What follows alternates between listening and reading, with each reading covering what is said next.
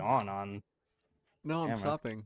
No. Welcome everyone to episode 104 of the Looks Like a Movie podcast. My name's Kevin. I'm here with Doug and Owen, and today we're talking about the 2008 Jonathan Demme movie, Rachel Getting Married, for our Valentine's Day special. But first, as always, we're going to start with what we watched this past week. And before we do that, we're recording on the day of the Super Bowl, so we got to make some predictions. I'm thinking everybody predicts a winner, and then I need everybody to have at least one bold prediction. You know, like Travis Kelce retires after the Chiefs lose, and That's not bold. Him and Taylor Swift break up before the year's over. Oh, okay, that may be bolder. Something like that. But first, let's just do winners, okay? I'm gonna go. Everything in my brain is telling me that the world is evil and the Chiefs are gonna win. Yeah. But I've convinced myself over the past 2 days. I am confident that the Philadelphia Eagles will win the Super Bowl tonight. Mm-hmm. I'm predicting that the Eagles win. Either of the, okay. You don't just have to stare at me. You could. There's only 2 teams to choose from. It's not, it's not rocket science. I'm trying to think right here. I'm thinking too. I think Travis Kelce will score a touchdown and do the Trump dance. Like the yeah. I predict that. That's on my parlay. I think George from Purdue will have at least 2 sacks. Karlaftis? Yes, Karlaftis. I bet on him to have a sack. So, by the way, all my bettors out there, no, don't bet on the Super Bowl. Well, I guess by the time you're listening to this, the Super Bowl's over, so you can't bet. Yeah, by the time this is out, you've already lost money. So yeah, this is true. Yeah, and you already will not disclose how much money I spent on Super Bowl bets. You already know how many sacks George has. Yeah. And Milton Williams will win Super Bowl MVP. Okay, now we're as the Eagles win. Okay, well that might go along with my prediction, which is not like a crazy bold prediction, but I think either team, one of the teams, there will be a defensive touchdown tonight. Who's going to score? We cannot all pick the Eagles, bro.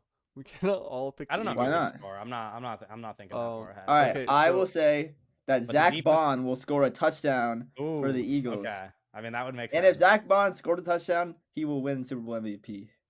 That also makes sense, but also you just predicted a different Super Bowl MVP. So yeah, Doug, what color is the Gatorade? It'll be a joint Super Bowl MVP with Zach Bond and Milton Williams as they hold the Kansas City Chiefs under 20 points. It's going to be red, right? Okay, well, the Kansas City Chiefs being held to under 20 points would be really bad for all of my bets. Well, you said red, Doug? Red Gatorade? It's going to be red Gatorade, right? Are you predicting the Eagles to win? I'm predicting the Eagles to win, and also I'm going to predict AJ Brown, Super Bowl MVP. Ooh. Who did they cut to more, Donald Trump or Taylor Swift? Oh, that's a good bet. That's actually interesting. Well, it depends. Donald Trump might not be in like a prominent box where it's easy to see. What do you think he's gonna be out there with? No, but he might not be in like the front row of a box where it's like he's easy to cut to, like Taylor Swift. Yeah, is there a more like private arrangement for the president than a box? Like, is there like a room that is like you can't see through the glass? You might as well be watching at home. Yeah, like a one-way mirror type of box, you know? A one-way mirror. But like, you know how where like the camera got the Superdome? No, but like, in like the Kelsey box, right, where Taylor Swift what if Donald Trump and Taylor Swift are together at the Super Bowl? What if Donald Trump is in the Travis Kelce Friends and Family box? What if Donald Trump wins Super Bowl MVP? Wait, because if the Chiefs win, what if Travis Kelce gives Donald Trump a shout out in the speech and this is all like a plan, like Trump's in the box, Kelce invited him, he's like big fan, by the way, and then he gives him he's like, I'd like to thank God, I'd like to thank Taylor Swift, and I'd like to thank Donald Trump. Okay, how about this? What it's a possibility. Will Kenny Pickett take a snap at quarterback? Which team is Kenny Pickett the backup for? Kenny Pickett is the backup for the Philadelphia Eagles. Okay, yes. I knew that because the Chiefs have what's his name as the backup. Who's the Chiefs backup? I know who it is. Wait. Is Chad Henne still there? I have to look it up, but I swear There's no no, it's way like Chad Henne's it's still Carson there. Wentz. It's Carson Wentz. That's why. Oh, I was like, I knew who the Chiefs' backup is because it's like a prominent yeah. quarterback. Will Kendrick Oh. Lamar play Meet the Grams at the Super Bowl halftime show? He I'm gonna say should. no, but I You should. do think that the I'm odds excited. I do think that the odds for Not Like Us playing being plus odds instead of like minus odds is kind of I feel like he will play the song. Yeah, Will they're using Kendrick it in Lamar like bring marketing. out They're Timothy using it Chalamet in at the marketing halftime for the show? movie or for the Yeah, like I feel like show. it should be favorable odds, For but Not Like Yeah. Us? Yeah. yeah. Yeah, it But didn't win they're just like it didn't just win like Song of the Year. right, or something that exactly. song won 3 Grammys. Like like he's going to Yeah. perform it. No, yeah, It he would has be to. it would be a disappointment if he didn't. Yeah, He's I going agree. to. He's That going might be to. the most Watch us say. Watch. electric. What if that, he like, doesn't, bro? No, I mean maybe he Can won't. you But I'm bet just on saying, like, that? that might. Yeah, You can bet on can, that. yeah. That's what I was Yeah. saying. I'm saying, but the odds for him to play it were like plus. This was a while ago, but a couple weeks ago they were like plus 400 or something, and I'm like, these should be like minus 1,000. Like he's playing the song. Like there's no. I'm shocked that the odds are so favorable for bettors.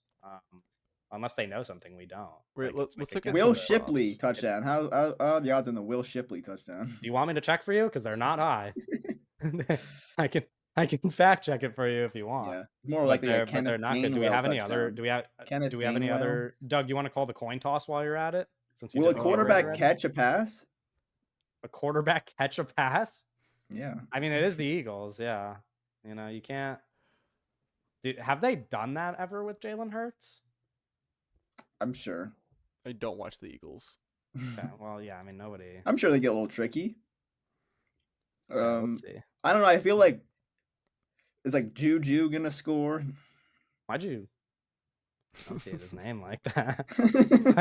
Why'd you say his name like Kanye West? That was crazy. No, that was crazy. It's like you could just. It's like That's one. his It's one name. name. You know, he's a one. He's a That's his one name name. guy. It's not, Will Shipley has plus 3,900 odds, the fifth lowest odds out of any player that you can bet on. Notable players above Will Shipley: Nico Remigio, Peyton Hendershot, Tight end. Grant Calcaterra, Johnny Wilson, Another tight end wide receiver. Kenneth Gainwell, Jahan Dotson, Justin Yeah, Watson, I mean Kenneth Samaje Gainwell is just the running back above Will Shipley. The problem is Will Shipley's their third running back. Yeah, no, he's pretty low in the odds. I will say he has better odds than than Sidney Brown, Carson Steele, and Harry Blassingame. Yeah, I mean the fullback. Okay, I didn't know that. I've never heard of that man in my life.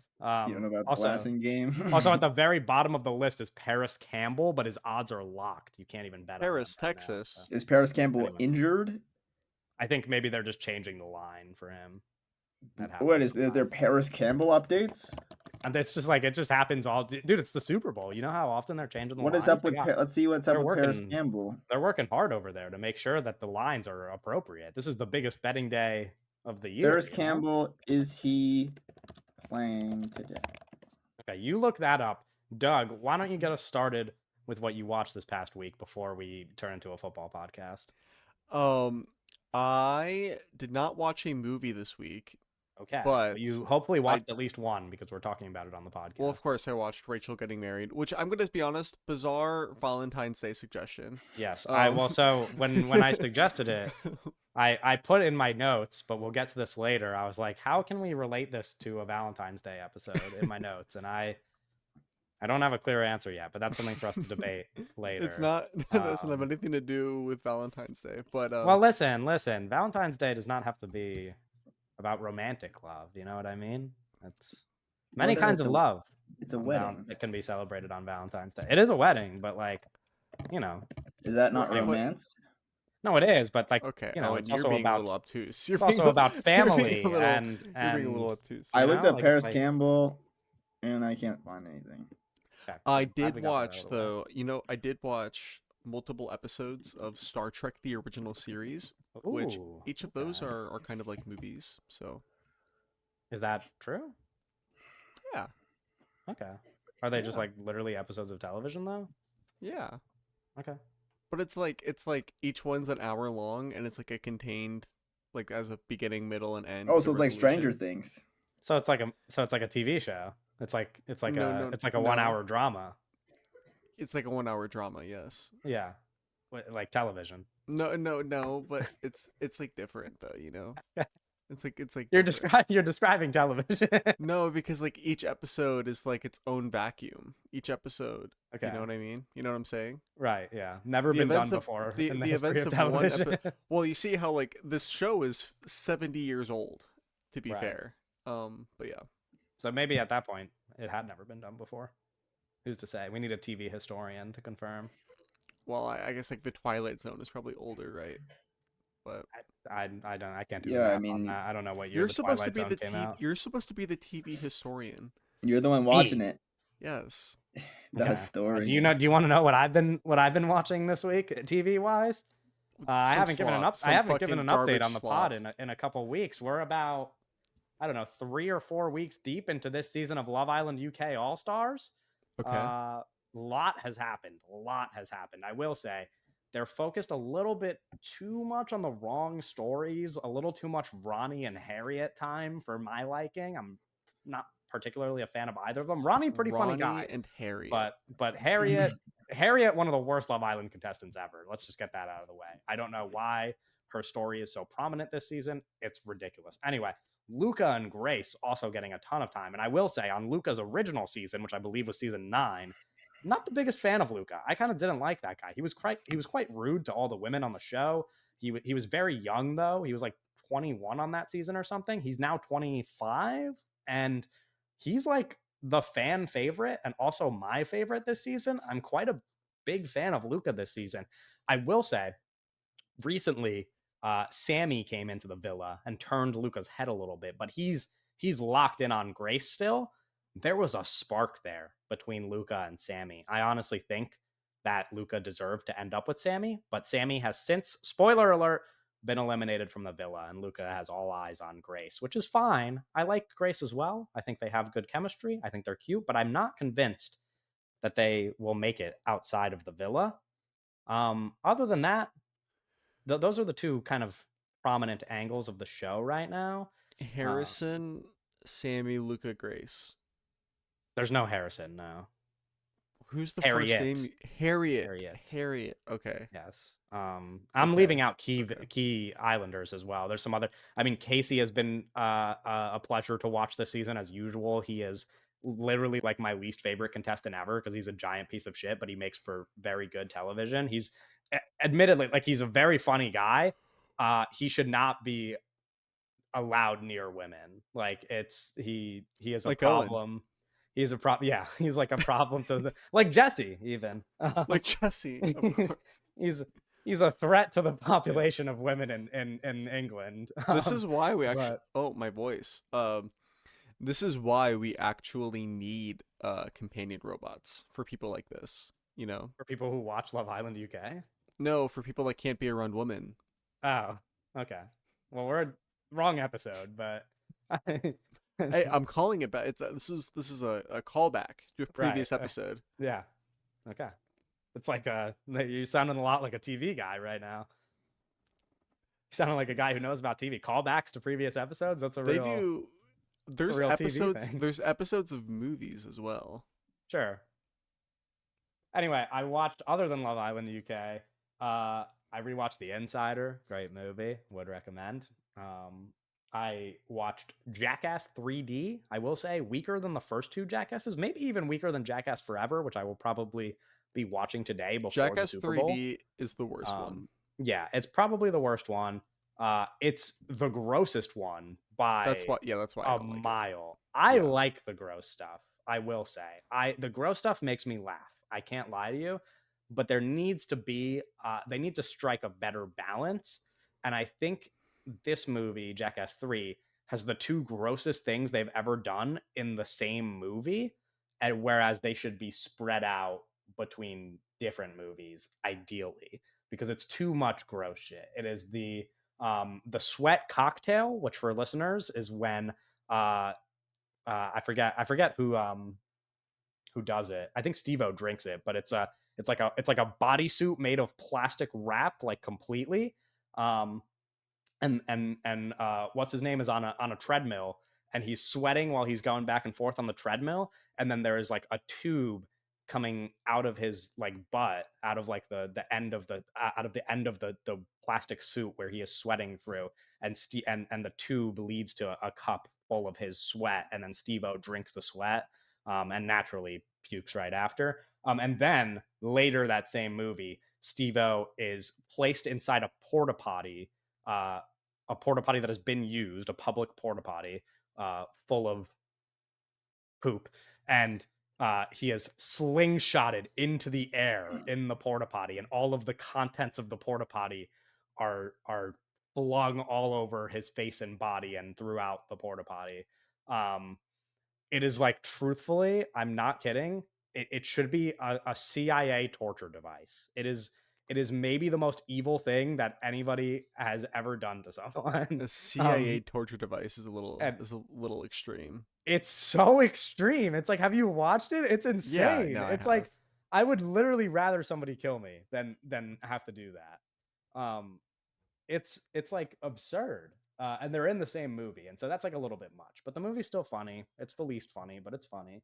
Um, I watched Chinatown again, which I have not seen in some years. Still a Who really good directed that movie. one? Roman Polanski. We should have put him in a Jackass movie. You're a big fan of his work. You think You can't Chinatown do this. is? You can't do this bit with me. This is an Owen bit. This is not You gotta watch Repulsion, Kevin. okay. I might, but Great Polanski picture, that one. yeah, no. Have you seen? How many have you? How many have What you is seen? this podcast's official stance on his actions?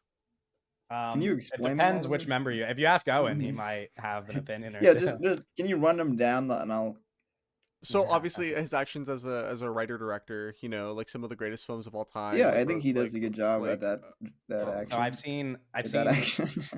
I've seen Chinatown. I've seen Rosemary's Baby, and I've seen Knife in the Water, and that's it. Okay, I haven't seen that one. Knife in the Water. Is that was you say that at school or? Yeah, that was a school movie. That was a Yeah, school it movie. sounds like a One school of the movie. things I didn't appreciate about my school, which like I guess I kind of do appreciate as well, because it puts some like lesser known films on my radar. Sure. But like, as somebody who went to school without much of a film history background, but my college kind of assumed that most people Yeah. there, because there was a California local school, had like Mhm. a rich film history background Sure. leading into school. They would just be like, oh, well, you guys have already seen all the Roman Polanski movies, so let's watch Knife in the Water. You know what I mean? And like with every Yeah. director, they'd be like, oh, you've seen all this guy's movies probably, so let's Sure. just watch this one that nobody's heard of. And I'm just like, no, I haven't seen those actually. I kind of Yeah. would like to watch those. And It's tough. I think there is this kind of idea of like, hey, like we shouldn't show you Citizen Kane because like you should probably just watch that on your yeah, own. Like we should show you something that you probably wouldn't watch on your own, right? right. But there is like a level of like, yeah, I should probably have seen But on the other end of this it before too, that. it's like they are lecturing about these movies. And so it's Yeah, like I yeah, might have yeah. seen Citizen Kane, but I would But like the to listen lecturer to a would be lecture yeah, yeah. about Citizen Kane Sure. from a Sure. professional, you know? Like I would Yeah. like to have my teacher Yeah. explain Citizen Kane to me, because that seems Mhm. beneficial. So I get where they're Yeah. coming from, but No, it's no, no, also yeah. like, It's an you interesting know, like kind of thing um there. anyway, I don't think I watched Citizen Kane in school, did I? I don't I don't know if that ever happened. I've seen Citizen Kane, but I don't know if that was ever Good to for know school. on this episode. Anyway. We've Yeah. all seen Citizen Kane. Yeah. We have all seen Citizen. Maybe we I should pod watched about that soon. yeah, Nah. we could do that. It's worth noting that this episode is the first time I think I in mean, a there's while snow that we're outside. doing not a new release. Like I don't know the last time we did an episode that was Yeah, not a probably new like a release. month or Like two we've ago. done well, because no, I mean we've done like topic episodes, but just like Talking specifically about the focusing on Gremlins. a We sick. did Oh yeah, that's true. Gremlins last Yeah, month. the Chris. I forgot about the Christmas episodes. Good point. Sex Lies and Videotape. I watched for the first time. My like 10th or 11th Soderbergh movie. I really Stevie. like that movie. Stevie. I really like that Steven Soderbergh guy. He knows how Yeah. to make a movie. I watched Matt and Mara, which is a movie that came out this past year, 2024, that I was like Did, dying to watch did it but never had. get on like something? Because a lot of people have been watching it recently. So, Mubi recently did a deal, 3 months for $1, and so I would Oh, not normally spend money on shout a out movie Mubi. subscription.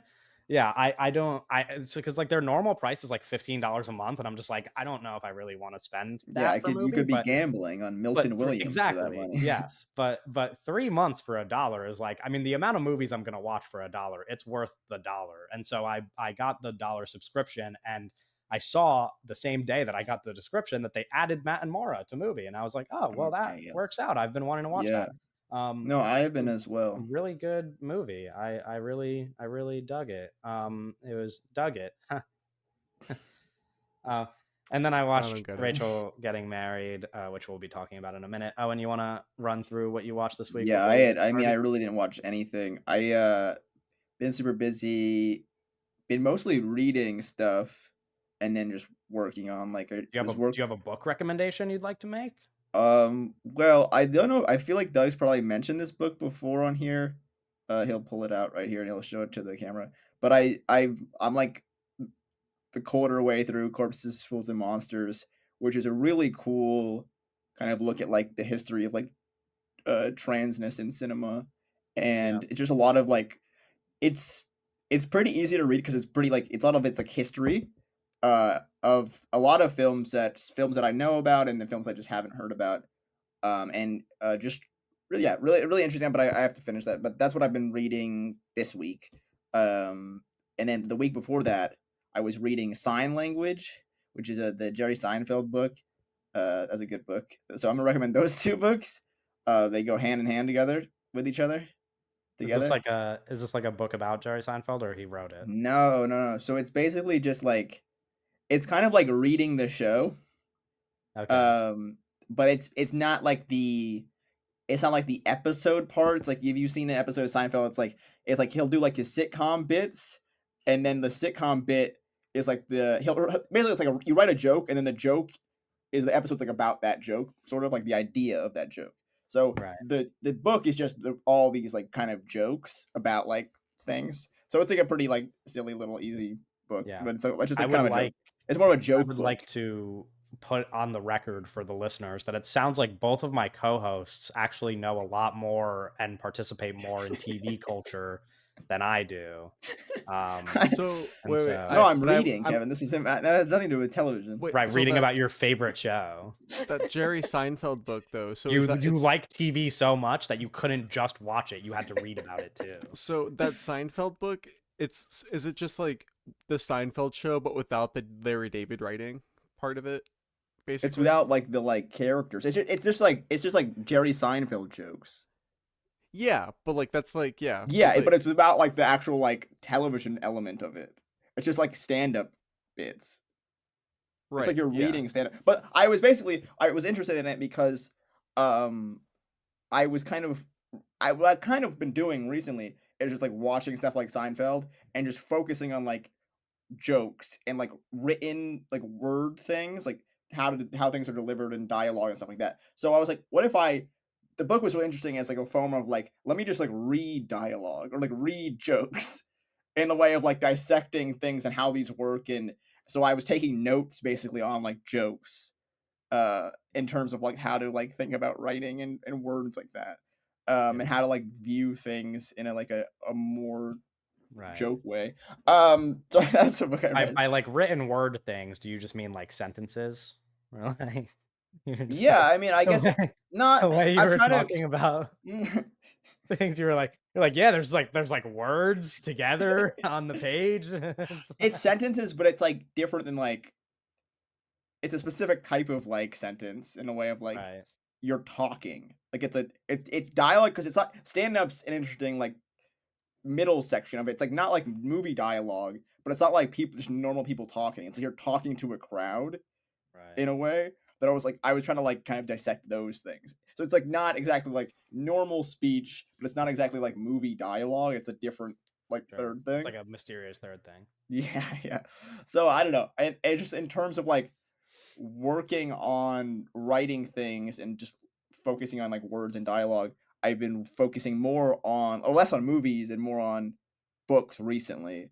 Just trying to Right, get a different perspective on the word because like before maybe this past few weeks I've been more listening to movies than watching them, in terms of like trying to pick up words. So I've been less focused on like image based cinema and more on like really dialogue heavy stuff. So now I'm kind of been operating in a way of like I'm trying to read more and focus on the words in a different uh, tense. So I haven't been watching many movies, but I did watch one movie, which is Talking to Strangers, which is a Rob Tregenza movie from 1988. Rob, famously cinematographer on Workmeister Harmonies, as well as this Alex Cox film, Three Businessmen.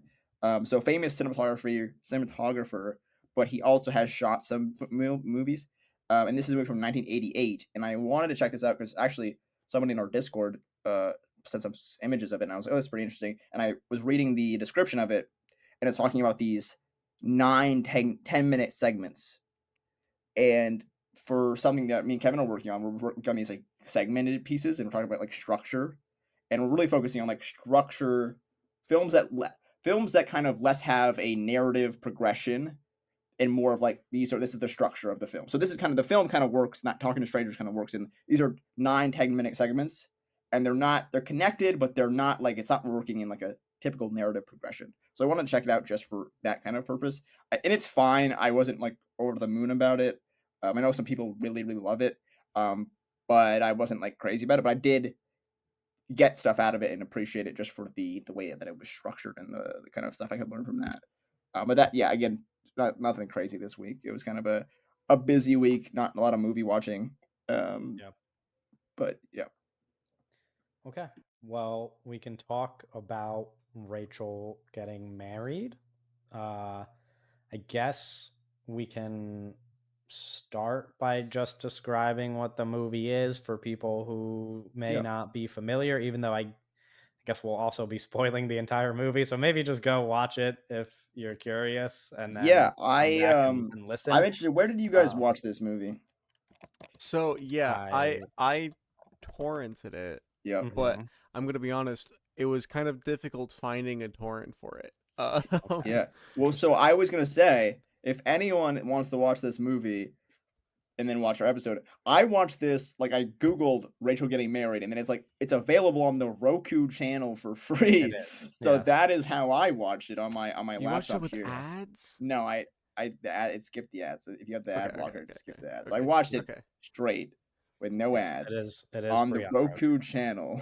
Yeah. So that is where I did watch it. I know sometimes it is pretty difficult to find for a Jonathan Demme picture, but that is how I viewed it. Yeah. But yes. I also just watched this movie back in September, I want to say. So Yeah, not you that. were the only one who has seen it Yeah, prior. I'm the only one who's watched it previous to this. I saw it a couple months ago.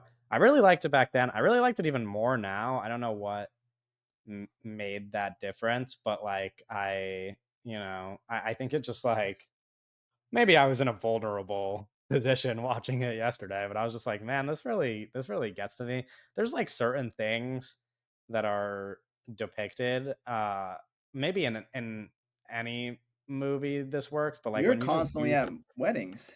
yes, well, when you just do things authentically, what I was going to say is, yeah, for listeners are even aware of this because I missed an episode like 2 weeks ago to Yeah. fly out and attend a wedding, and I want to say the wedding was two people S- who I had just met the night before their wedding. Like these were mhm, like strangers to me, yeah. and yet Did you feel like Owen Wilson? I still got emotional during the ceremony. Like it's like I just like it just like it makes me like Sure. I Yeah. want No. It's when I see people in love, I'm like I want to cry. Like yeah. I'm like No. I It's don't the know what energy of it all. like it's like it just weddings make me I'm like people are getting married. I want to cry, Yep. So I teared up a little. They did their I didn't tear up at the ceremony, but they did their first dance and I saw them dancing together and I was like, Mhm. I was like I'm a little bit I'm like a little bit emotional. I don't even know these people You started really. soaking your So shorts that's nah. with tears of love. All right, Owen. Okay, Okay. They Owen. All fell. right. Somebody go now go in No, the yeah. timeout corner. No, Go in the timeout of corner. Let's talk course, about the Owen. movie, Doug. Yeah. I'll be back. Owen will be back in 5 minutes. Doug, Yeah, Doug, I didn't know a ton about this movie before watching it. I had seen the poster around on the old LB, and I was like, that looks kind of really unappealing. Sure. um, uh, and then I started watching it, and I was like, oh, this is insane vibe. This is Yeah.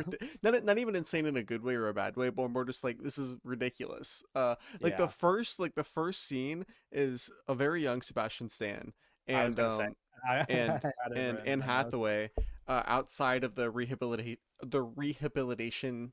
Oh my God, Rehabilitation rehabilitation. center. Jesus Yeah. Christ, rehabilitation center. Uh, and it's her waiting for her dad to pick her up, and it's shot with like these long ass telephoto lenses, but it's like shot with these long like telephoto lenses, and like the cameraman is like moving. So Yeah. it's like super disorienting because like things are moving like the background is moving, like the background is in like behind the characters that Right. is like out of focus, is like moving like so fucking fast because Yeah. of how far away the cameraman is like physically in like space from the subject. And it was like it's so bizarre, it was so Yeah. bizarre, and I was like, what the fuck. And then so that was like how the movie Your started. And then I was initial also like reaction. Yeah. the so it was like that where I was like, oh, this is like kind of like Inland Empire, like it's like shot Right. with You did like, message us and say that it yeah, looks well like it's like Inland Empire. it's shot with like Um, camcorders. yeah, it is a good way to set up the premise of the movie, which I'll just say like very vaguely to not give anything away, but we're going to talk about specific scenes anyway, which is that Anne Hathaway plays a character, Kim, who is in and out of rehab pretty constantly and is let out of rehab for the weekend to go attend her sister's wedding. That is pretty simply the premise of the movie, but we're going to talk about some specific stuff. And now that we got that out of the way and that Owen is back from timeout, um, we can we can get into some specific scenes or maybe just what you guys thought. I guess Yeah, I'd I mean, I already think I don't know you guys' relationship with Jonathan Demme, but I think it's important to understand where I Demme. like Silence of the Lambs. quite a bit. Well, Yeah. yeah, I think it's important to understand Demi, especially where he works at this point, but like of his career and just him as a filmmaker, because this film is coming off the backs of him making a Jimmy Carter documentary. He goes Jimmy Carter documentary and then this movie, and he, obviously he has those famous, what are those called when he's shooting the concert films, famous Right. concert films, but he's made plenty documentaries, and this film is very documentary inspired. There's a lot of documentary influence on the way that it's shot. And for something, it's a really good script, but it's not as the script is like pretty simple. And then you have the way that it's shot is like kind of like psycho mode. And I think a lot of that is that documentary influence. And I think there's a really, I mean, I don't know. I only know so much about the film, but there's a lot of interesting things I would implore listeners to look up if they're interested after seeing the film about like the way it was shot, especially like the way that be different people will be given dialogue, and there's a lot of improvisation. And there's a great video on YouTube about with the editor talking about the kind of ways that like people, the less continuity wasn't really a factor in the thing because the people will be all over Yeah. the place, and there's like six cameras going at once, and it's like Well, yeah, it's you see the cameraman, and in yeah, some of these, yeah, you well, so see. Yeah. you have the actual cameraman, and then you have like actors holding these like cameras, and Yeah. you see cameramen, but those guys are wedding, like you have wedding photographer people as well, but those cameras are also used Yeah, so like as cameramen. the active duty military guy who they like call attention to 2 or Yeah, 3 times He during the has a movie has a camcorder. camcorder. But then right Yeah, behind him is a guy holding like an actual right. camcorder with yeah, like Right. cinema stuff on it. yeah, yeah, Like But it yeah, just like it just also like works in the movie because it's a yeah. wedding. So like they would be filming a wedding, No, but it's it's just like really interesting. yeah, Um, and also like that guy I know and a lot of other guys, I think especially on that side of the family are not professional actors. Like that guy was just an active like a literal active duty military member that they got to be in the movie. And Yeah, I know that well, was I the case mean, for a if you number of just like kind of people. like scroll through the cast, there's like insane, like Roger Corman is just like a guest at the wedding. Like he's just Yeah, kind of throwing in a bunch of people, and even to the point where, oh, fuck, who directed There Will Be Blood? He's not in the movie, Paul but Thomas Anderson. Paul, Paul Thomas yeah. Anderson, right? it evaded my memory. He was supposed to Yeah. play the husband. That was like an original thought, and I think he was shooting There Will Be Blood at the time. So he was just like Jonathan Demme was like, let me just get like all these interesting random He was supposed to people, play Paul, Bill Paul Irwin's Thomas character? Anderson was supposed to play the husband. like The the person who's dad or getting like the the guy who's getting married. Paul oh Thomas that Anderson would is too young to play the dad. What are you talking about? In Well, 2008, Paul Thomas Anderson would have been like 25. okay, but like I don't know. the Something like that. I don't. He the wanted, he was other gonna play. if he's playing the person that she's marrying, that like changes the entire movie. Yes, Paul Thomas Anderson is not black. That is not Paul Thomas Anderson. But yes, I think that was a really early on decision that was scrapped. Um, Okay. but yeah, I do think it's just interesting to bring up about like the whole like casting of like random or like non-actors or just whoever was interesting. But I guess there is like that element of non-actors make sense in the kind of documentary style and the kind of like it's scripted in a way, but it's also really open for like what they felt right was right in the moment, and the improvisation was really open. And there was something what the editor was talking about, like there was like the addiction meeting where they have to go up and they talk, like no one knew what the other guy was gonna say. Whereas like they gave like this guy's what you're gonna say, and you're gonna say this, and then they like it just happened. Whereas like there's really interesting like ways that they kind of approach the improv with these like 6 cameras and like very interesting the way that they kind of approach, because it is scripted and it's not like a demi script. Yeah, Um, but there was like interesting approaches to the way that like they played off the written text. Like that was kind of like the base, and then they approach it in all these different ways to make it more like kind of intimate and real and like authentic, I guess is the better word. it is scripted, and the script is. Is I haven't read it, written. but this obviously, but the script appears to be very wordy. Hmm. It's funny. I was thinking like, oh, it kind of feels like, uh, You guys know if who wrote the script? Hmm. no, I Yes, don't. really. It's like Talk about a It's fun fact. it's Sidney Lumet's daughter, and it's her only script. what the Yeah. fuck? Sidney It's Lumet her was like, only Jonathan writing Demme, credit. please, Jonathan Demme, please, uh, direct my daughter's script. What the Yeah. fuck? That's what the fuck? Crazy That's fun fact. crazy. I think it's a good script. I really like the script. It is a good script. No, it is. Yeah. It's just that's But crazy that it's just yeah, no, like but I'd be interested. I don't know the. I'd be interested to read the script if that's like available, because they were talking about like there's a lot of there are like a lot of improvisation stuff, and there's a lot of, I think there definitely be like a lot of like on the set on the day changes or like stuff like that, where it was like Well, they yeah, wanted to feel authentic. it's interesting that there is like a lot of and improv in the film, because there's also some moments that to me are like very obviously like super orchestrated, and Yeah. like yeah. actors like saying like remembering and repeating a lot of lines and then doing actual like onset like Hmm. specific blocking and choreography, where I was like, that is interesting because this is shot with a camcorder.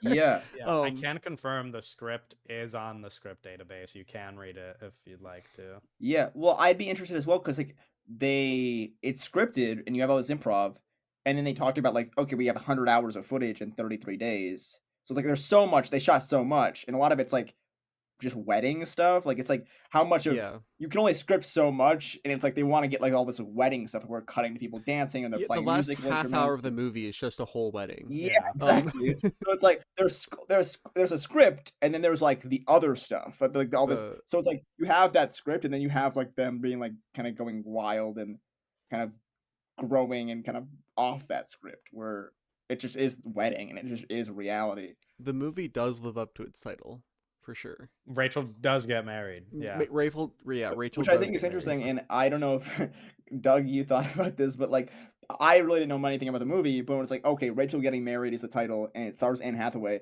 you assume Anne Hathaway is playing Rachel, and Rachel is Anne Hathaway, and she's getting married, Well, no, right? so I knew that So I you read knew anything about the movie, that Anne Hathaway wasn't Rachel, yeah. because in the poster it's Anne Hathaway looking sad and there's people getting married behind her. Okay, you looked a little more into the depth of the poster. I was just assuming she at least was Rachel, you know, Oh, because sure. Rachel, I mean, she's not even the titular Rachel, She is not the Yeah. titular Rachel. which is No. interesting. She's not any Rachel, actually.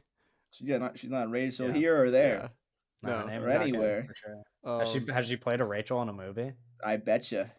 I well, betcha, man. Yeah, Doug, why you fact check that? yeah, let me fact check real quick. Yeah, I mean, A lot of fact checking this episode. hey, Uh, man, Deep Seek. we don't got Gronk. yeah. Let's No, I got Owen, Deep what Seek did you pulled think up. about the performances, I guess, while we're on the subject of Anne Hathaway, or if you want to mention anybody else, but I figure Yeah, that's a I good place mean, to start. Anne Hathaway obviously is brilliant. I think it's almost Nominated for an Oscar for this I don't know movie. if you guys thought about this. We talked about Soderbergh earlier, but obviously it's in the mind still, and we're only a couple episodes off of it. But I was like, this is like there's some like obviously the camera is not a ghost, but there Yeah. is like the element of like what we got out of Presents where they're so intimate and the camera is Yeah. alive. Like it's obviously a person holding it, and there's scenes with Anne Hathaway just walking around, and the camera is like following her like very intimately, and it's like okay, Right. this is real. Like it has that Yeah. feeling of like okay, she's a real person, and like I am like walking around and like we're close to her, and there's so much of like Right. her in her face and like the way she reacting to things, the way that she's getting upset, and like it's you physically like are feeling for her in like a way of like it's so there's a lot of moments that are like really uncomfortable in the way that like people are getting treated and people are treating each other. Yeah. Very hostile environment, Right. but I think I think the interesting balance of tones are really interesting because it's like you're talking about this the wedding, right? The wedding is so emotional and it's like it's Yeah. so happy. Like people are trying to be so happy and it's kind of this like momentous occasion and there's these highs of celebration, but then there's also like whip pans to like really like sad shit. So I what is so funny? Doug looks like a Teletubby, dude, or like an Among Us character. Like, why does he look like that? No, I don't. No, I don't. Um, I'm sorry, continue. No. yeah, I think the documentary style really Yeah. brings out the kind of very like high stakes emotional nature to the Yeah. film where like you really feel a lot in many Yeah. like different areas. There's a one scene in particular that I really like is when they're arguing and then Rachel like drops like that she's pregnant, right? Yeah. Yeah. And I was watching that video. It's a great video on YouTube with the editor talking about that video, that clip, that scene, and he talks about how the camera kind of just leaves Kim, right? It's Yeah. like the camera forgets about her and just goes to the pregnant stuff, and like the camera kind of acts like how everyone else is, where they're forgetting about the main character of the movie. Basically, like Rachel Anne Kim. Hathaway is like the main character of the movie, even though she's not Rachel. Like she's the main character that Yeah. we're following. But the camera leaves her as if she's not the main character, as if she's not the main character in that moment. She's not the most important thing in that moment. So they're Yeah. leaving her to kind of focus on this pregnancy announcement.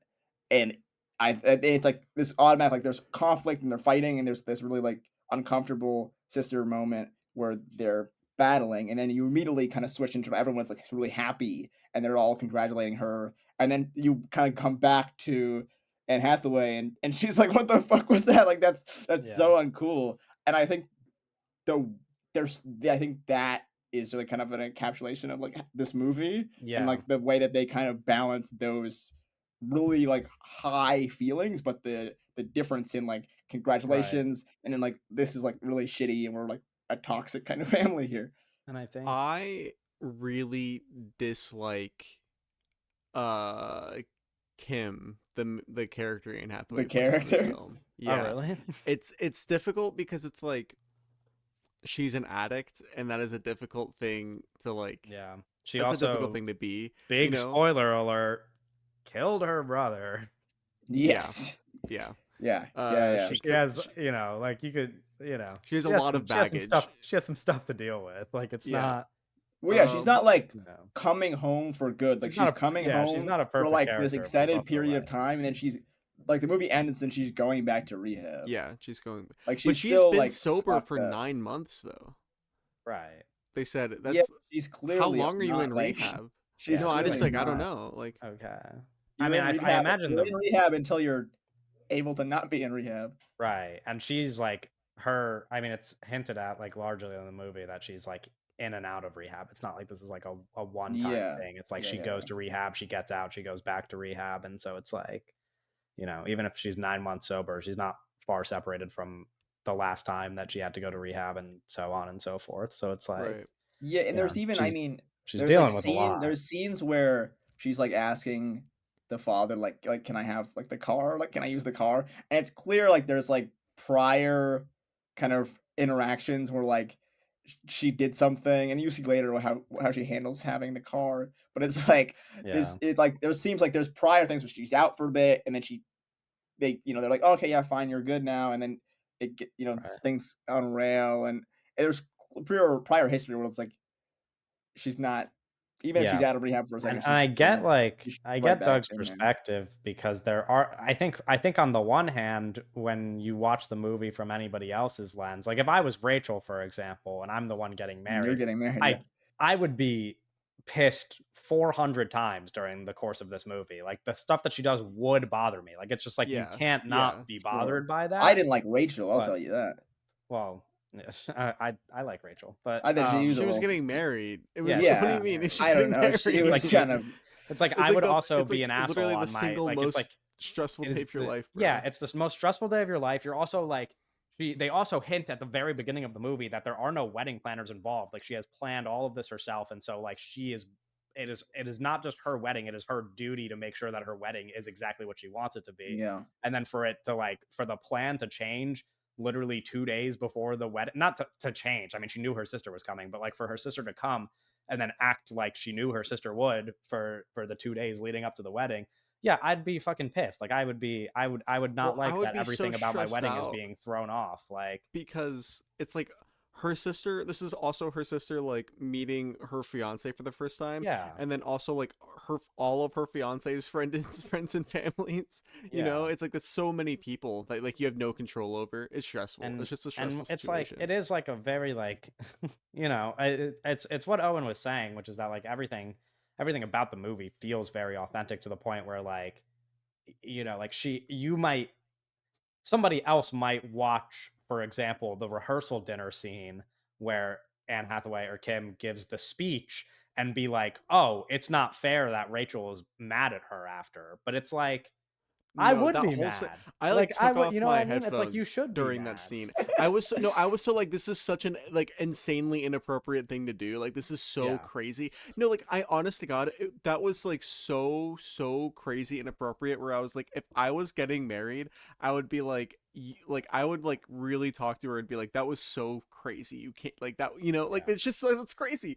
No, exactly. So you it's made the whole like reception about yourself. You were like, "Hey guys." So like and then did like a 5-minute speech and it's like no like yeah you have to make and then she was and then afterwards where Kim was like I have to make amends as one of the steps. It's like yeah, in private, like what do right, you mean, like what the fuck, right. like And not just that, but that's it's like there's a very clear like thing happening at the rehearsal where like everybody's like performing and like doing all these things. Like the vibe is very clear for everybody else in the room except for her.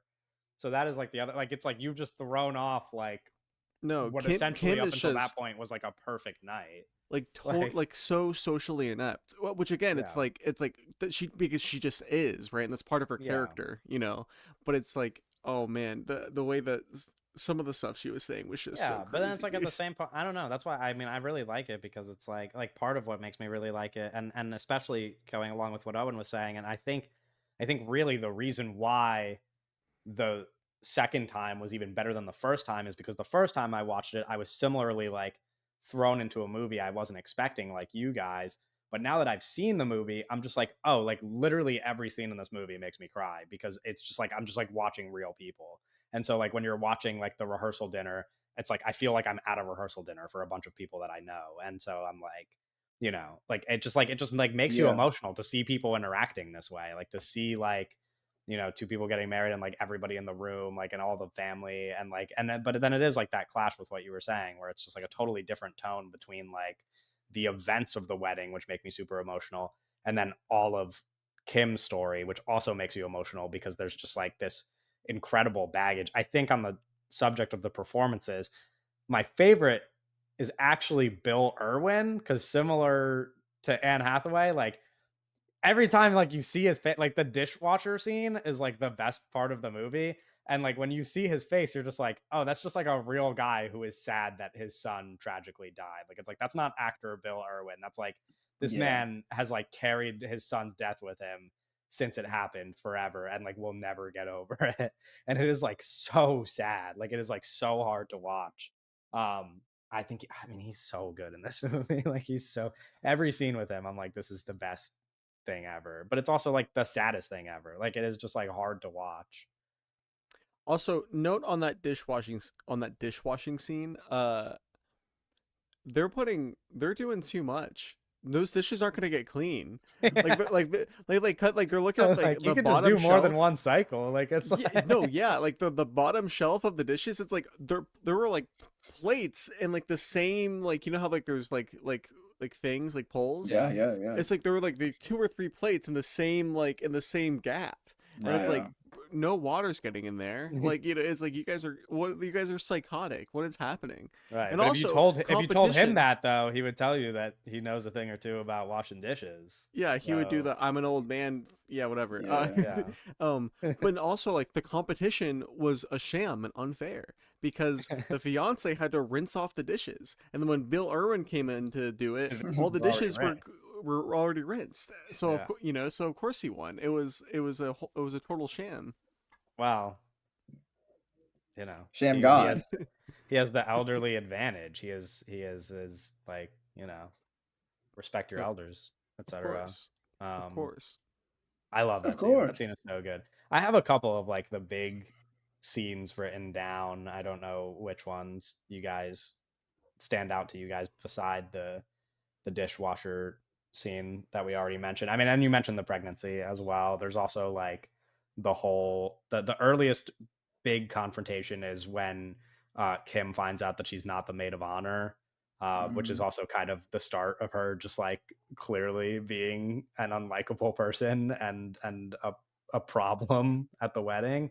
That is like maybe not the biggest offense. I guess there's a later offense in the movie that is, but like to just like show up the day before the wedding and be like, no, actually, I'm the maid of honor No, that is was like like that's like so that crazy, is like the diva, craziest like thing in the yeah, world. no. Well, Owen's like, especially the I sister. love her. Like Owen like Well, wants I to know. defend I don't. her. I just don't think. There's no like none of the characters really like. None of it's like black and white. I think there's a lot of them are No, just of course complicated, not. Like, and I just found myself like being annoyed more by the people around her than her. Like I gave her Well, more well, like. because yeah, we're yeah. seeing the whole movies from her perspective. No, I know. I just what I'm saying. I just like But I don't. also I do not even just like seeing it from her perspective. I do think I would be a little bit more sympathetic to some of the stuff, but also like there's limits, you know? Like I'd have to Sure. draw hard I don't know. lines. It's Like overall like it's really like this whole family has been kind of deeply yeah, affected by not only the the death, but just like how all of Doug this didn't is even shut his unraveled. ringer off. Yeah, Doug's I recording the mean, Sorry. podcast and his it's ringer's still on. there's kind of a deeper element of like death, how death in the family and like addiction just like kind of cripples an Right, entire yeah. family and just like affects the family. So I don't know. There's definitely like an element where like they're all none of them are like perfect and they're all really like fucked up. Yeah, and it's like there is that point to like, you know, what we were talking about with the rehearsal scene and like after where when Rachel gets mad at her, she pretty much just like admits that like she never got over Kim killing their brother and she's like it's your fault. Like it's like so half of it like you almost have to sympathize a little bit because it's like half of it is her getting mad at rational stuff and then like the other half is like she kind of just like hates her sister. She doesn't hate her. She also loves her, but like she is like Yeah, she but has never there is gotten this over this element thing of that her like sister did. there is this element of like hatred before she even got in the door type of stuff Yeah. like Which which is I like think yeah. it's like kind of natural as So like well. Like, this is like how there's you obviously feel like there's things about that she did that are like negative, but there is like this like rooted hatred. I mean, it's like not that she didn't do anything before she got in the door, but there is like this thing of like expecting her to like fuck everything up, you know? right. Yeah. But Um, I mean like but also it's like you know your family, you know? Like to some sure. degree I'm Yeah, like this yeah, movie yeah. is just like so real because it's like you know how your family's going to act in a certain situation. Like it's like if I'm getting married, I know what I have to worry about my Yeah, yeah, parents yeah. doing, and like monitor it and be like, oh, I don't want them to do this. Like this is going to annoy me. And so Yeah. and then it almost always ends up being what you expected it to be because you Yeah. know your family. No, well, I So mean, they have there's very interesting relationships, like, even, like, I think the mom is interesting as well, the right, specific scene, like, the scene where she goes to her mother's house, and they have, like, that yeah, fight, and they, like, slap each other and shit, and then, she, That like, well, that was drives that also car like fucking thing. that's like also like such an inappropriate like she went to her mom's house and was like kind of indirectly like, you know what, I think you're kind of responsible yeah, more so than I am for the death of the son. And it's like, okay, everybody chill the fuck out, okay? yeah, What are we like Yeah, what the no, like if you're it's the mom, it's craziness. like you would get really angry. And it's obviously like physical violence is so like Sure. super yeah. inappropriate, but it's like, you know, what she was doing was insane.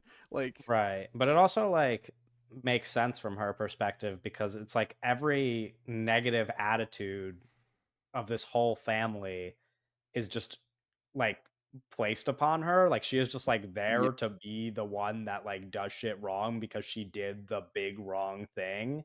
And so yeah, like and so like her trying to place the blame on someone else like is just kind of a natural reaction to like relieve yourself of the stress of your family blaming you for everything that ever goes wrong for the yeah, rest of your life, because it's like they're just never going to get over it and they're like always only going to see her this way where it's like you're related to all these people but also like you did the worst thing that could have ever happened and so like they don't even need to think about all that other stuff. Like there is no uh yeah. nuance there. It's just like you're the one who killed our brother slash son, and like it's all your fault, and etc. and you know what, that's just like how it is sometimes, you know.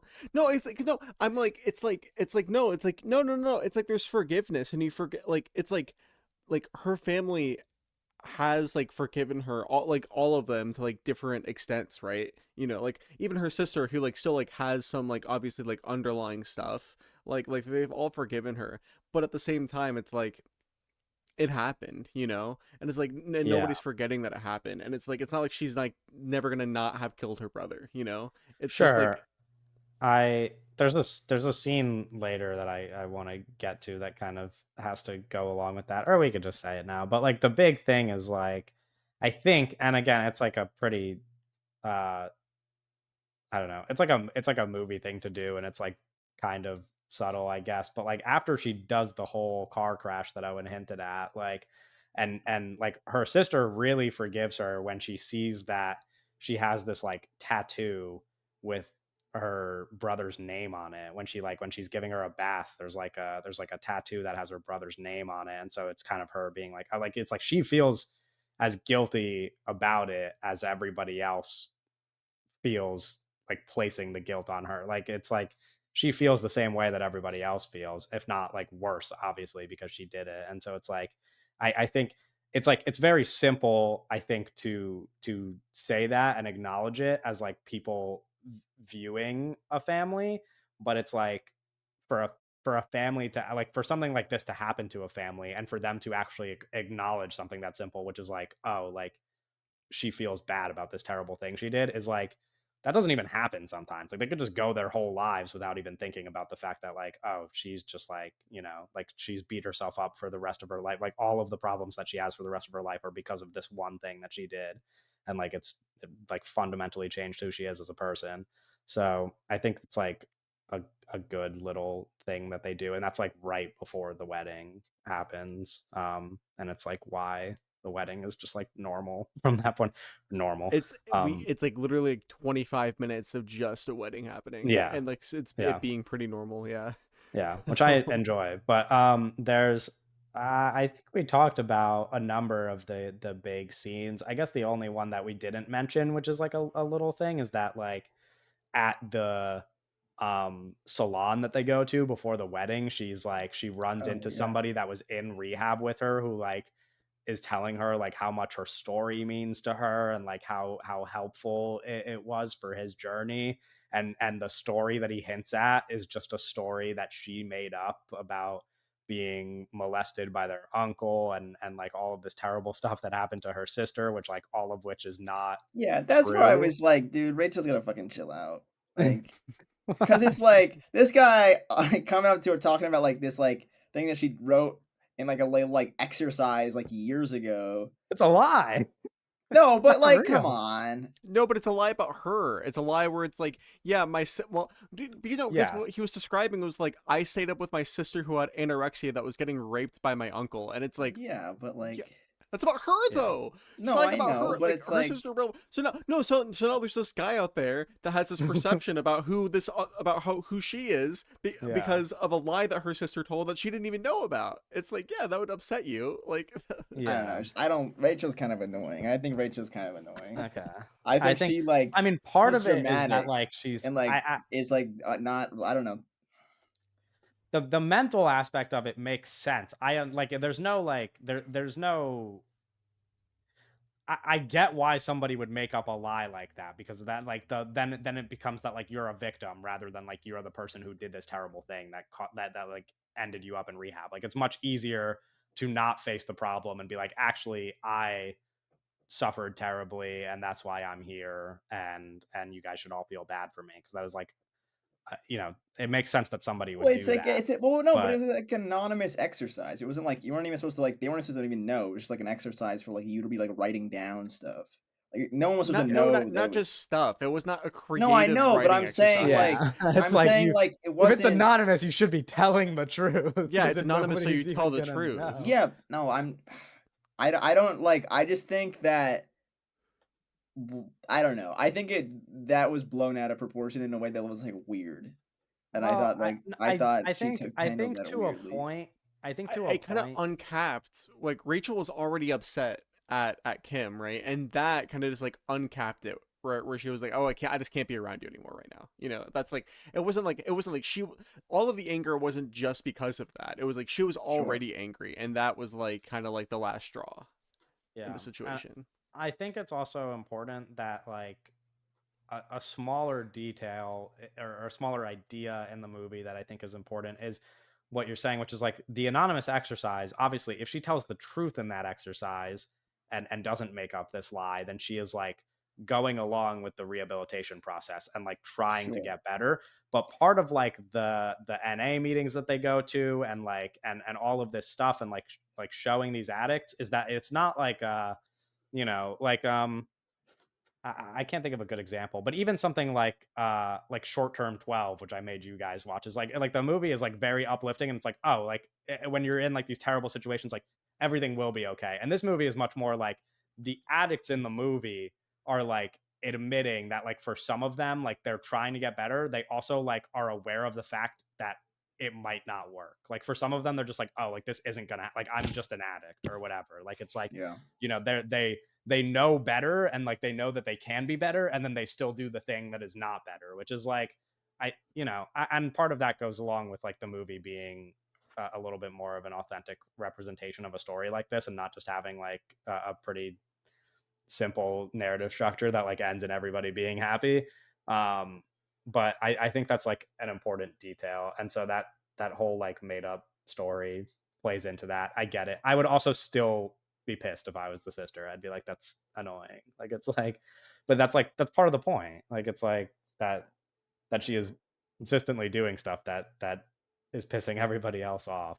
And then that kind of brings us to the car crash scene, which you already kind of Talk mentioned. I about mean, crashing out. Like, I mean, yeah, I'm skipping some scenes, but we've already like talked about them. So, um, Yeah, I everything think in that the car scene. crash scene is really interesting, especially like when talking about like the documentary style and like the direction of that. I'm really interested in like the the way they kind of shot that sequence.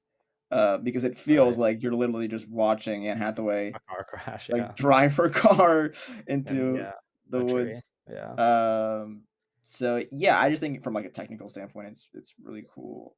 Um, yeah, but then it, like kind of leads up to her having that black eye and those other scenes you were kind of talking about. Um, right. that it's very like, but that it's like very raw that in terms of it's it's like, you're just watching someone, like, physically harm themselves, basically. Yeah. I It's like, I mean, it was like a suicide attempt, crashing their Yeah. car. right. Like, No, yeah. yeah. Yeah. But I think it's, like, it definitely is heightened by, like, the kind of documentary nature of the film. Yeah. Uh Aside from specific scenes, I mean, we've already talked about a lot of what I had written down. I guess the other two things that I would ask you about, one of which is, I don't know if you guys have any opinions about like the prominence of music in the movie from like there's just like people performing all of Oh, the so much. time. It's hard to tell whether that the music is diegetic or scoring sometimes because Right. just Well, like because there's there's just like people in the background that yeah. just perform for like most of the time that they're at the house. Like they're just like During the dishwashing scene, there's a guy playing playing. violin, Yeah. and I thought it was scoring, and then you just see the And then you guy just see playing him playing it. violin. Yeah. I was like, oh shit. Yeah. I'm not actually sure that there is any music, but There was like a well, yeah, it's like I'm not sure either. There was one moment where like there was a like a pop song or something playing, and I was okay. like, that is so interesting, and I was like, can they? And I was thinking, can they hear that song playing? Because that also makes it really interesting. Yeah. Um, No, because yeah, I there's don't just know. like there's like a smaller group of people who are just playing their instruments for the whole movie, pretty much. Like they're just like outside playing their instruments or in like some other room playing their instruments. And Yeah, then of course the wedding has music the entire time. The rehearsal dinner has people performing songs throughout a big part of it. Like there's just like yeah, there's a lot of music throughout. Um, and then the other thing I wanted to bring up is that, like, I guess you already hinted at Owen because of the PTA thing, but that like there's like, I don't know, the movie is both like it because I was like reading a little bit more about this, and I'm like, it it it's interesting that there are like racial and cultural differences between the two people getting married and nobody ever really says anything because Mhm. like part of that is like a positive and then part of it is like I like most weddings like someone would like say something like some like like some uncle some Oh, grandparent like whatever something, like, like people weird? yeah, or weird, or even just like mention it. Like it's just like Sure. people would just like call attention to the fact that like there are, and they don't really like ever do that. Yeah. Like there's like never really any like explicit like people saying like, oh, like, like whatever. But it's like when two people from like two very different backgrounds get married, like usually Yeah. somebody at the wedding or multiple people at the wedding will say, even just like in passive conversation, will like will hint at it or talk about it or like or make some kind of comment, Mhm. um and it's just interesting because the only time like it ever gets mentioned I noticed is like the very beginning of the movie, like or like pretty early in the movie when Kim arrives, she sees Rachel and she's like, oh no, you're like tiny, you're skinny, you're like a little Asian woman, and it's like Yeah, but that's yeah. like why did you say that? But then that's like the last Yeah. time anybody ever brings it up. Well, it's interesting when you bring up the PTA thing, it's like it definitely just, like, wasn't something in the script. Like, it Right. was like I feel like that was like, oh, they cast the husband, and then, like, husband you can cast the rest of that family based off who the husband is, but I then it was like, I don't think they, like, they yeah. didn't go back in the script and add things to make that more of the about the film. I wasn't Yeah. thinking about it super hard. Well, I was like, oh, the dresses that they're wearing are like, oh, these are like that's interesting. Yeah. And then the cake the cake which had like the fucking big elephant on it, and I was Mhm. like, oh, is the husband supposed to be like Hindi? Um Okay.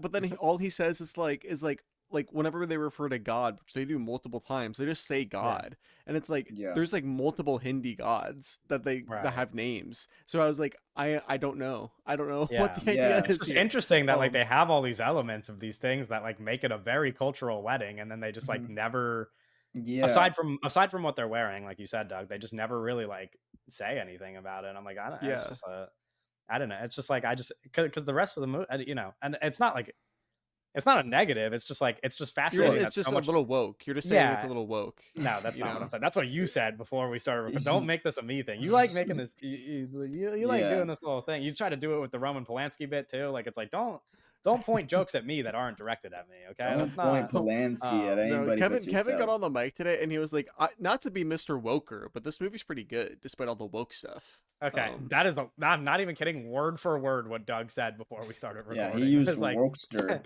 and all yeah. those other things. Anyway, no, it's just fascinating because the movie is so like true to real life, and then like I don't know, I'm Sure. just like, but Yeah. again, there's just no. That doesn't mean like everything that would happen at a wedding has to happen in the hour and 45 minutes of this Sure. movie. Well, I'm that's the just thing is, like, you'd be interested. We talk about these things, and we're like, okay, they shot like all this footage, so it's like, yeah, that totally could have been something they thought of, and then they put it in a thing. They're like, right, okay, maybe this isn't that important that we can cut this part out, and then we're like, oh, this would be, So it's interesting in terms of like a film where you shoot a ton, and then it's all this like very documentary stuff, and then it's like, man, there's definitely gonna be stuff that's like just not in the film, in terms yeah, of like specific like dialogue stuff like that. right. My last note that I have here before we move on is that we need to find some thread to connect this to a Valentine's Day episode. Yeah, why did you Let's make suggest the this movie? Not, I'm not saying okay. like why you suggested this movie, but like you were like, oh, next week is Valentine's Day. We should do this movie for Valentine. That's like exactly how Okay. you pitched it. Okay. You were Let's okay. like, There are elements to our decision making that we're not going to publicize. But oh my god, Yes, this is true. This is true. wait, I There was forgot math about but that. involved. We there cannot was math disclose all the involved that we numbers. cannot, yeah, we can't disclose all the numbers, all the factors that might have led to us picking a movie like Yeah. this. But I will say I was part of this was looking at I movies forgot that about have the that. designated romance genre attached to them on Letterboxd, and so I Mhm. stumbled upon Rachel getting married on that list. And is it a rom com like when we did Crazy Stupid Love? No, No. but there is romance involved, and more importantly, sometimes Valentine's Day is just about love, okay? And there's a lot of love in Yeah. this. There's a lot of hate in this family, but there's a lot of love in this family too, Well, you know? but I think It's it is an there's a interesting warm thing feeling in the when movie, you even when you though it is mention it, like, because the film is very much about these dynamics, right?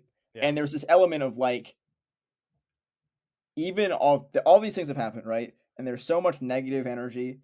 But one of my favorite scenes of the movie is when the mom is hugging her two daughters, and there's kind of a shot of the back of her head, and then they have the two daughters hugging on, and there's this element of like they're holding on to their mom, and they don't want to let her go. And there's this element throughout the movie where it's like, no matter what anybody does, like there's always going to be this kind of like parental or sibling love that, like, even if yeah, we say all these negative things, all these negative things, we have all these negative feelings, there's still this like rooted like love because of this like bond, this blood bond. And then that was something interesting that they kind of develop or dive into, is this kind of this love that is still there no matter what. So there's all these yeah, negative things. We hate each other. We don't want you here. We don't want you doing this. You're embarrassing. You're ruining my wedding. But there's still, at the end of the movie, there's kind of this love that is still yeah. there.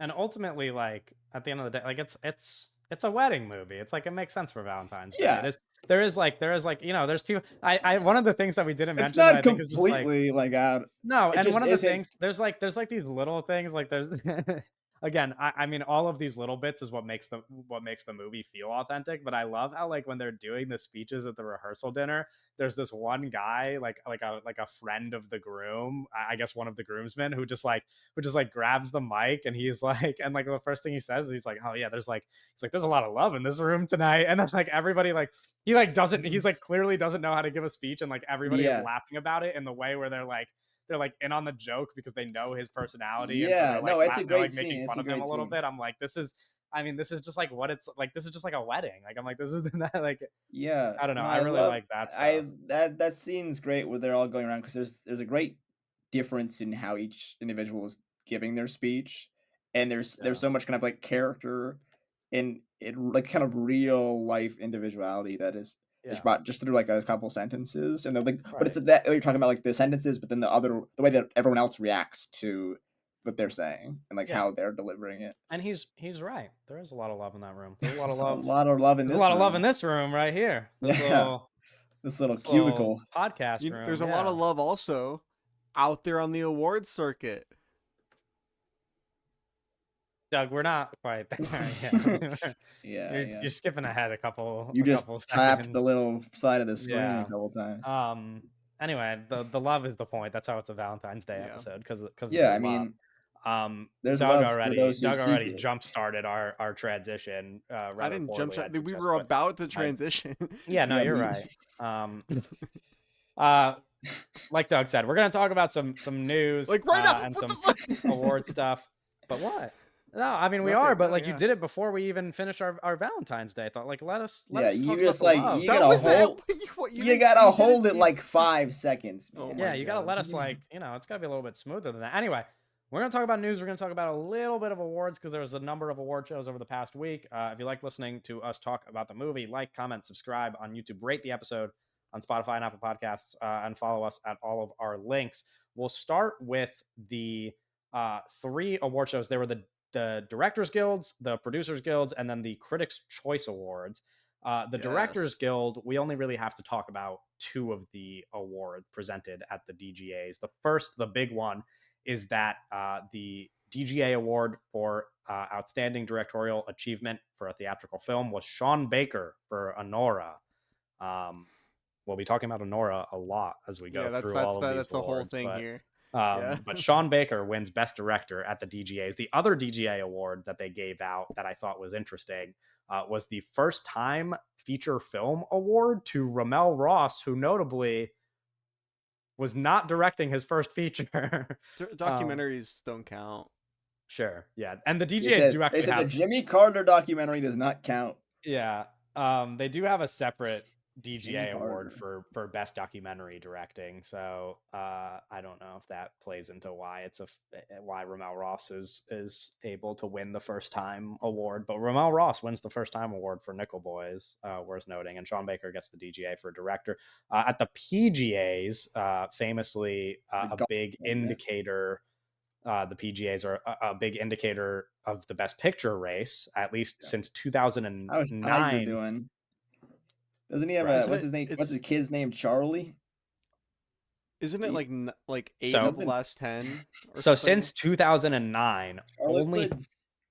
which is like 16 years now, only 3 times has the winner of the PGA Best Picture Award not won Best Picture. So like 13 out of 16 times or 12 out of 15 times, Oh. whatever. It's The like winner of the PGA Award wins Best Picture. The winner of the PGA Best Picture Award was Honora. Honora. but normally the all NBA, not the all NBA, the all pro first team player will win the MVP, but this year all pro Lamar, MVP Josh Allen. So it's a year for switching things up, and it's a year for not going by the rules. And then We gotta less football. Less Yeah. football. Please, What like do a you lot mean? less. It's been Basketball like is an- one. it's it's basketball been is like one an thing. hour We're since not- we talked about Milton Williams. Bigger fan of talking about basketball than football. Less football.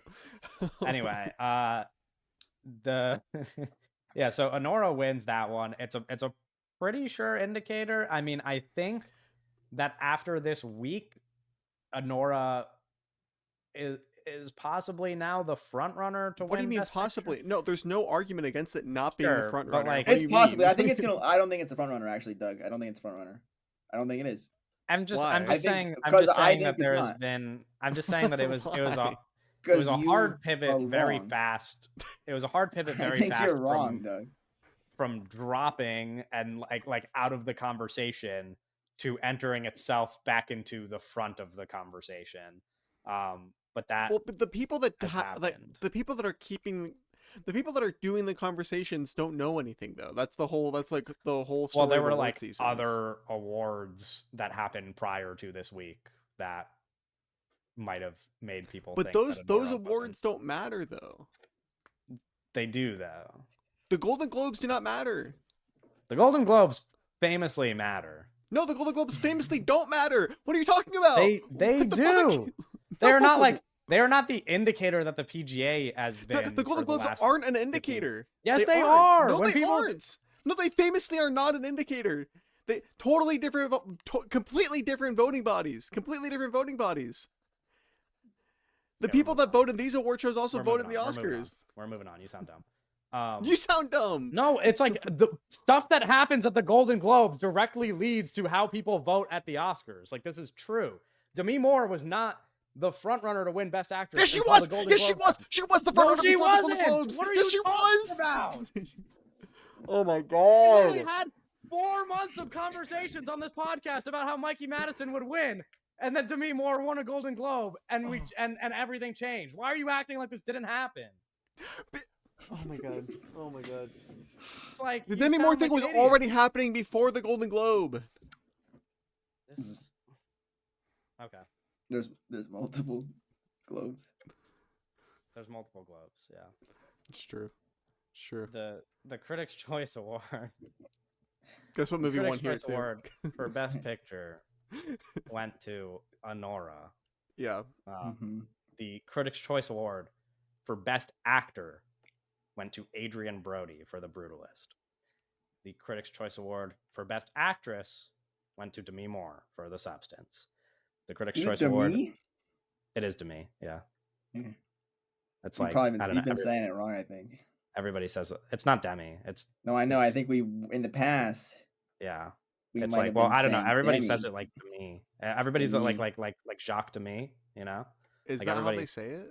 Yeah, I swear. If you watch yeah. I mean, some people say Demi, or like Demi. I mean, but it's Demi. Yeah, it's like, I don't know. Demi. It's strange. I don't really know what I know. I just think we I think we make a prominent effort to talk about pronounce stuff like names this. correctly on this No, not show, even yeah. correctly. We just like to we bring it talk up. about Talk about it. Yeah, we pronunciation. just bring it up. Because it's difficult, man. There's a lot of names out there, and there's something. It's hard to find some of these like people's pronounce like the right way to do it, because sometimes they'll be like, yeah, that's not how you pronounce my name. It's been like 20 years.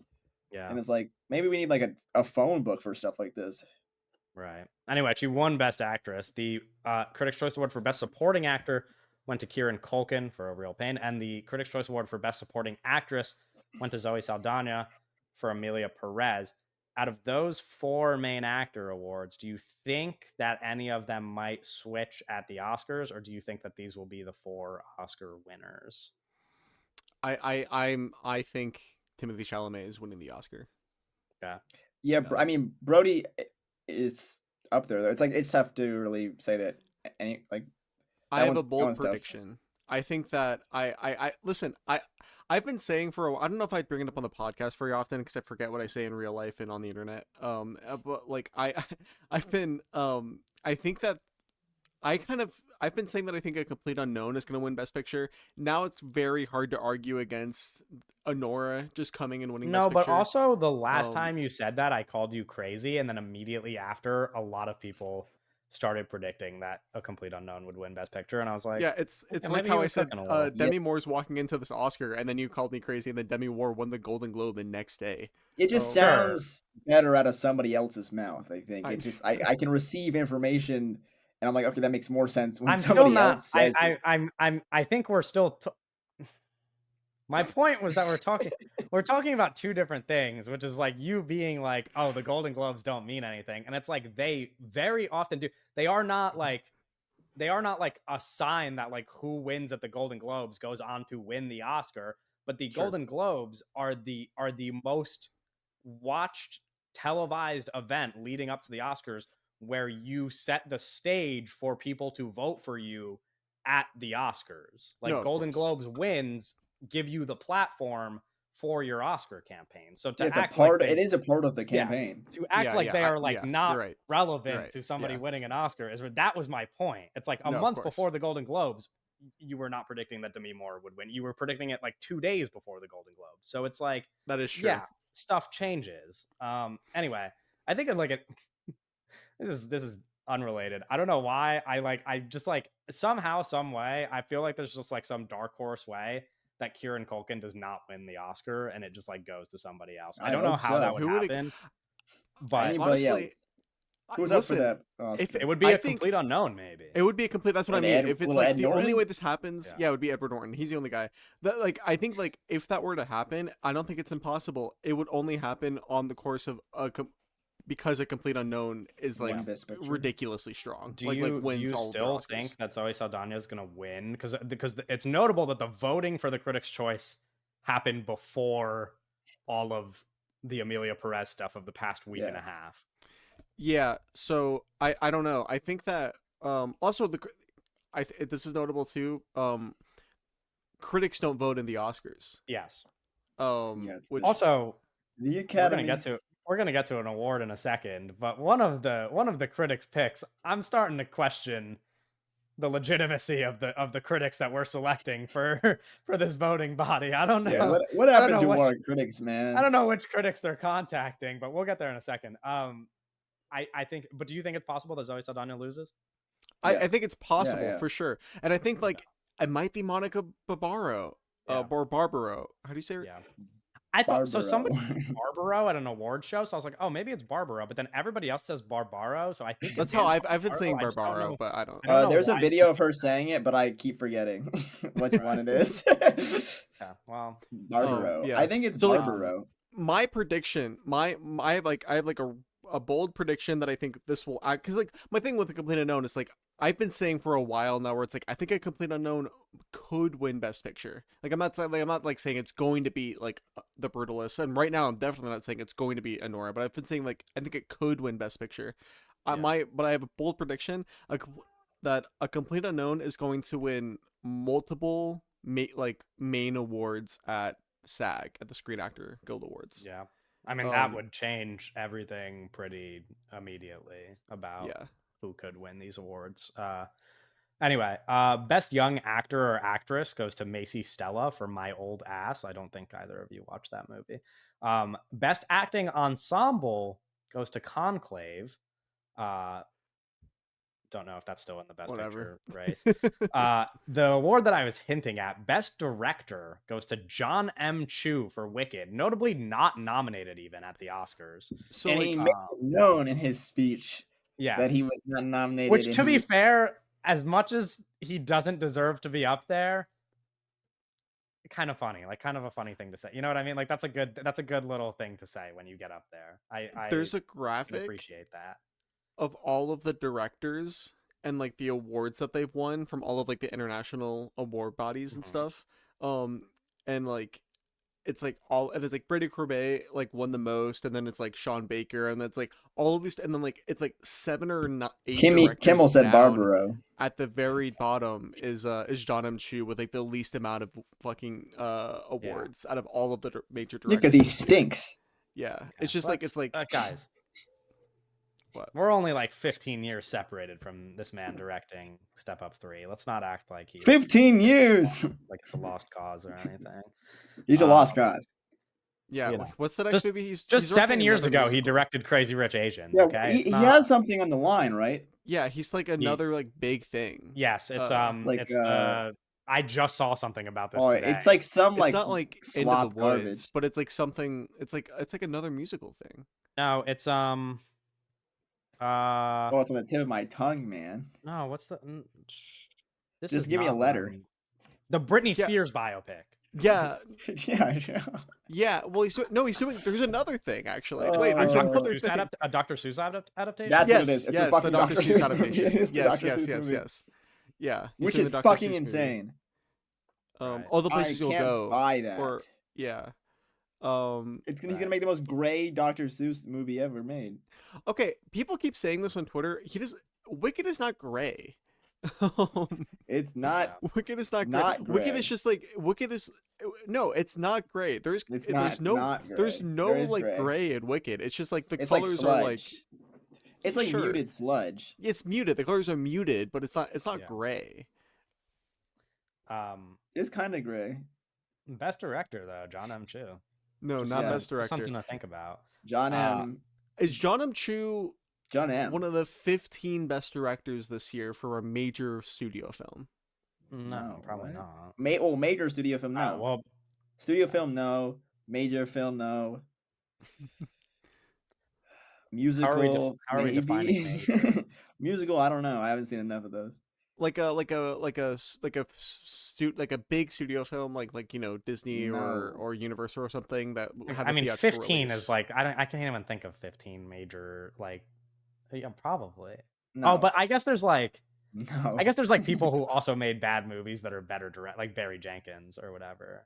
Right. Yeah. Yeah, let's see. You didn't see that one, did you? No, I didn't see it, but it's like 'Cause that's like the obviously, argument is like, obviously Barry was Jenkins is a better director than no, but I'm John. saying The, we're saying specifically in Oh, these for that movies, movie.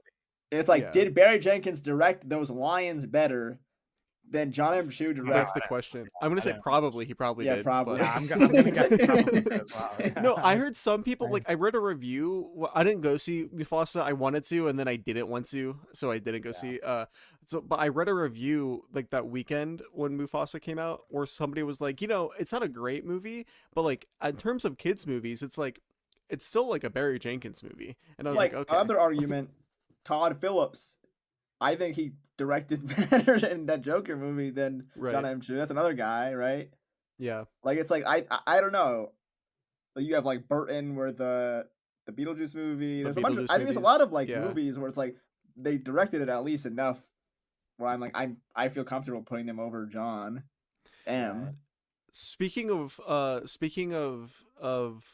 Mufasa, did you see that Mufasa has like long legs um at Like, the box office? And it passed Sonic 3 in Why did worldwide you? box Why office. did you take such long a long legs. pause between that? Why did you? There's still more awards, Fucking by the way. shit, The man. two Shit. screenplay awards, original and adapted respectively, go to The Substance and Conclave. That makes sense. I'm just Yeah. thinking about this. 15 isn't even close. Eh, There's so many movies. yeah. 15. John M. Chu. Best See you later. cinematography goes to Nosferatu. Fucking, That's it's Martin's ridiculous. fault. Are we talking? This is still the critics? Marty's Yeah, this fault. is the critics. Yeah. Oh, that's ridiculous. Best Or production critics, design man. to Wicked. Best That's fair. editing, Conclave? Challengers. Oh, I remember. Yes, that's cool. Yeah, very cool. Best costume design, Wicked. Best hair and makeup, The Substance. Best visual effects, Dune Part 2. Animated, The Wild Robot. Wild Robot also won at the DGA and PGAs. I don't know that any movie even has a chance in that category, but maybe Flo. Best Well, Flo was like considered the kind of favorite, right, before these awards happened. I think it was always the Wild Robot, but Flo was just like the dark horse. Like Okay. it's Okay. also it's like the only movie that has a chance. Right. But the Wild Robot is winning at every single award show. Yeah. Yeah. Best comedy was a tie between A Real Pain and Deadpool and Wolverine. Thoughts? What What the hell is this participation trophy bullshit? They got the Deadpool won the woke award. I don't know what to do with it, man. A Real Pain is not really a comedy. Right. And Deadpool and Wolverine is not funny. So I think that this is kind of a failure of a thing here. What were the other options? Do we know?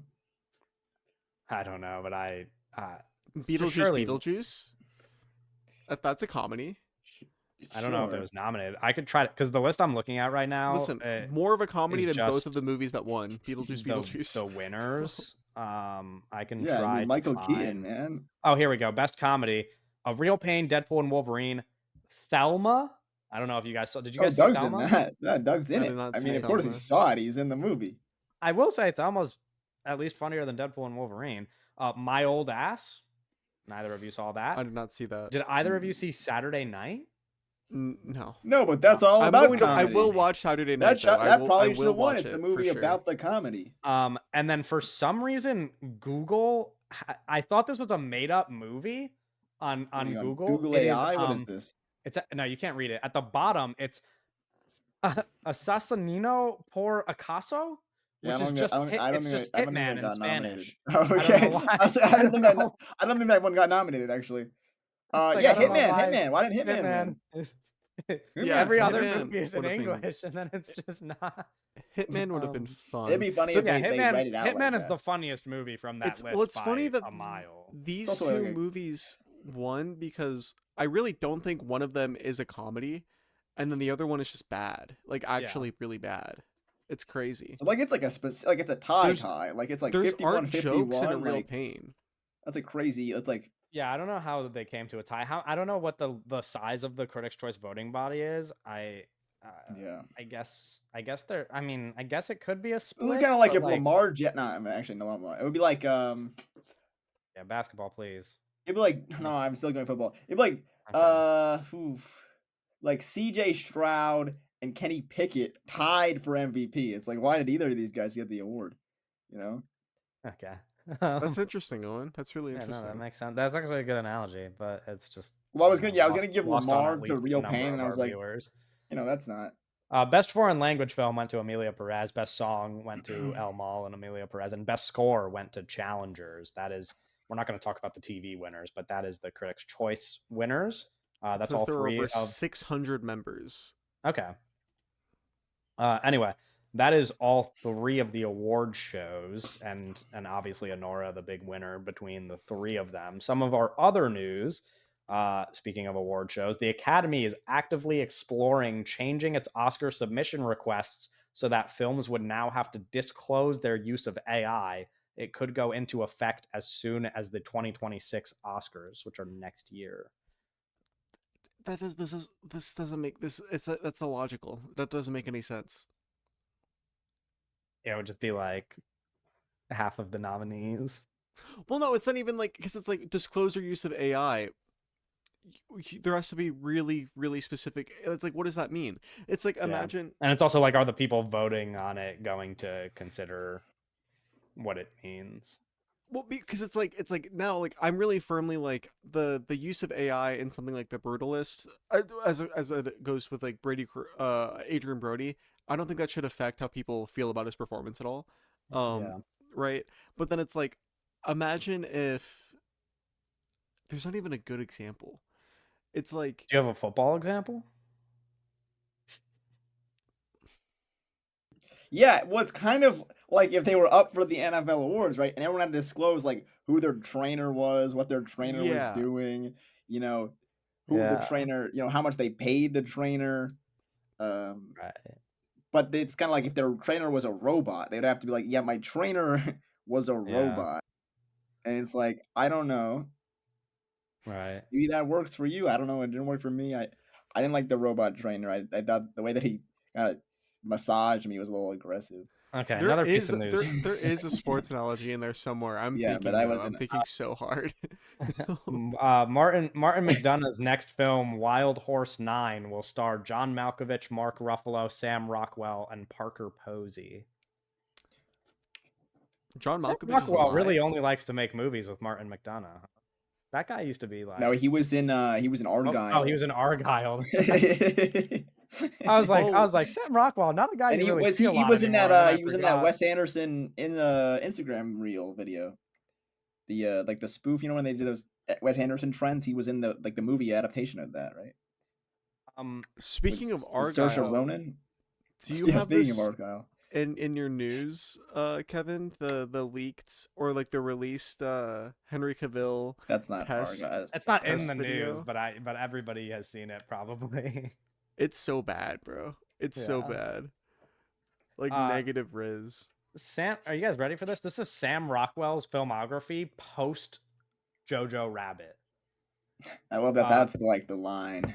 well, because nobody likes Jojo. Well, okay, that's not true. Some of our listeners might like Jojo Rabbit. Nobody here Yeah, likes some of our Jojo Rabbit. listeners and our listeners Um, are like 3 years old. so This is crazy. This is crazy work. Like insulting our No, small no, listener base. no. yeah, it's I'm not pretty it's not on an insult. Some people are I literally just 3 years Jojo old. Rabbit seemed like a Some good point people of were reference, born in okay? Because it's like 2022, that's the and last that's time. not an offensive comment. And It's just they were born in 2022 and they listened to our podcast. maybe not Yeah. willingly. It's just Since on, since Jojo Rabbit, I'm excluding a couple things here, but You think we've there's got listeners Richard with Jewell. 3-year-old? Okay. Yeah, We've people have got little siblings, man. Richard we've Jewell's a got real movie. yes. Then He's after not that, saying it's not. Trolls World Tour, Oh Real Jesus. movie. uh, Justin Timberlake. the The one and Justin Timberlake only vehicle. Ivan, the Bad Guys. Do you guys remember this animated movie, The Bad Yes, Guys? I do Yeah, remember. with It's gonna the get a sequel. It's gonna get a with the sequel. fox and the shark. See How They Run with him and Saoirse That's the Ronan. I Instagram saw reel that movie video. actually. That's the TikTok. Argyle, If, the John Krasinski animated movie. Oh, big fan. And then upcoming The Bad Guys, Little Lies and Alibis. Is the sequel or And then The prequel? Bad Guys 2. I guess these are two different things. One is never mind. one already came out. It's a short that I imagine is a promotion for the bad guys too. Oh, I think it's actually like a Chanel ad.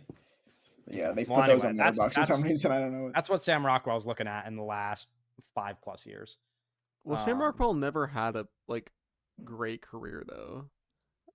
he used to be in movies where you could see his face though.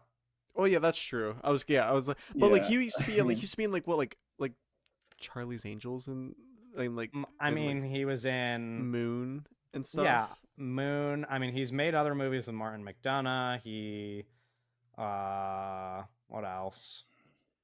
He worked with people, you know? He's yeah, I in don't know. Matchstick Men. He's in Matchstick Men, the Ridley Scott movie. Right. He's in Snow Angels, the David Gordon Green movie. Talking about Uh guys. Talking he's in about The he's been Assassination around of Jesse James by the coward Robert Ford.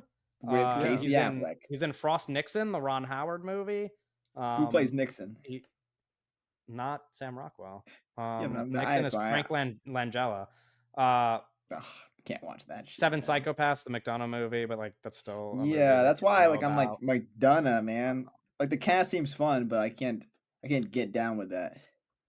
Yeah, I Can you get up mean with that? he's made good movies. I I'd might. say. I mean, you probably wouldn't, but um. Anyway, Rooney Um, Kate Mara will play sisters Uh, in Bucking Fastard from Wait, director what? Werner Herzog. It's yeah. fucking faster is the title of No, the No, movie. it's bucking bastard. Bucking Bastard, Oh. like fucking Bu- bastard, but Bucking bucking Bastard. bastard. Oh, whoa, ha! Put that together. Yeah. This is so funny to me. Um, Nobody's gonna like this movie. This is gonna get like the smallest release ever. How do I you? kind of Werner Herzog's last narrative feature was like the smallest, and this was like it came out during like in 2020, and it was like the smallest release ever. It played in one festival and then got dumped onto movie. Mubi. Shout out Sophie Halsinger. Um. Shout out Movie Mubi. Uh. talk this episode. Hey, I'd we're say. gonna try to get Mubi into the transcript as much as Movie possible. sponsor us, bro. We'll just Yeah. say movie. So like Uh. when they look at the Hold on. transcript, it's just like it's like damn, But Rooney and Kate Mara playing sisters. No, that Rooney just and like in Mara, real life. that is really It interesting. is just though. like in real life, yeah. I wonder why they are. Sisters? I don't Yeah, know if they've ever wonder wanna I don't go know if they've behind the ever worked scenes. together. I want to go behind the scenes and see how this movie like has gotten put together because it's so strange to me. Like not on this the movie set, is so strange literally, to but me. behind the scenes, like Yeah, no, closed behind the doors, like on the phone, like hearing the Yeah. phone calls and like see how like does he do like is it a group Zoom or does he have to go after one? Like so which okay, so Mara here's which Mara does he go after first to then like So- get the other Mara? Does he have to be like, hey Kate, let's do a movie? And then Kate's like, oh, I'd love to work with Herzog. And then he's like, okay, Rooney, I have your fucking sister captive in my basement, and you have to join the movie as well, or she dies. so okay, here's Werner Herzog on the phone Does it with opposite way? with Rooney Mara. Mm-mm. Oh god, I'm gonna do my best here. Yeah. Okay. Let's see this. Oh Jesus Christ. Come on. I have an idea for I can't do. I cannot do it. No, His you his already German can't accent is stop now. crazy. His German you accent can't is stop. crazy. But also like the movie's called Bucking Fastard. Yes. Yes. Fucking How bastard. how is this movie getting put together? Like this is I can just wanna hear confirm these phone calls, bro. With a camera. Rooney and Kate Mara have both appeared on Law and Order SVU. Oh, true. when That I- makes when I do sense. their I collaborations. forgot They're about probably that. Not in the same episode, but That makes sense. No, yeah, different episodes. No, so the Yeah. last time, okay, so here's the thing. The last time Werner Herzog made a narrative feature film was in 2019. It was Family Romance LLC. This is the movie that was very small that I keep referencing. The movie. right. It's very good. Since then, he's directed 3 documentaries, right? Before Family Romance LLC, he directed 3 documentaries, and then his last narrative feature before that was 2016. He like Mhm. doesn't make these kind of like Yeah, he doesn't made make- that movie with Rob. Rob? Yeah, Why do you That was say in it 20 like that was in you're- 2015. Oh, so that was the one prior. That was the one prior. Yeah, but it's like it's been it's been a long time. It's Yeah, been a I long mean, this time. is some real late Actually, style. this is the first time he's worked with professional actors since 2016. Since Rob, or since what was the movie? What was that movie? It's What was called that one? Salt and Fire, starring Veronica Ferris and Michael Shannon and Oh, Michael Oh yeah, Shannon. we Gail know Garcia Mike. Bernal. Yeah. Oh yeah, Shout big out. friend, Yeah. big Yeah. friend. No, Mike, real friend of the pod. Yeah. Yeah.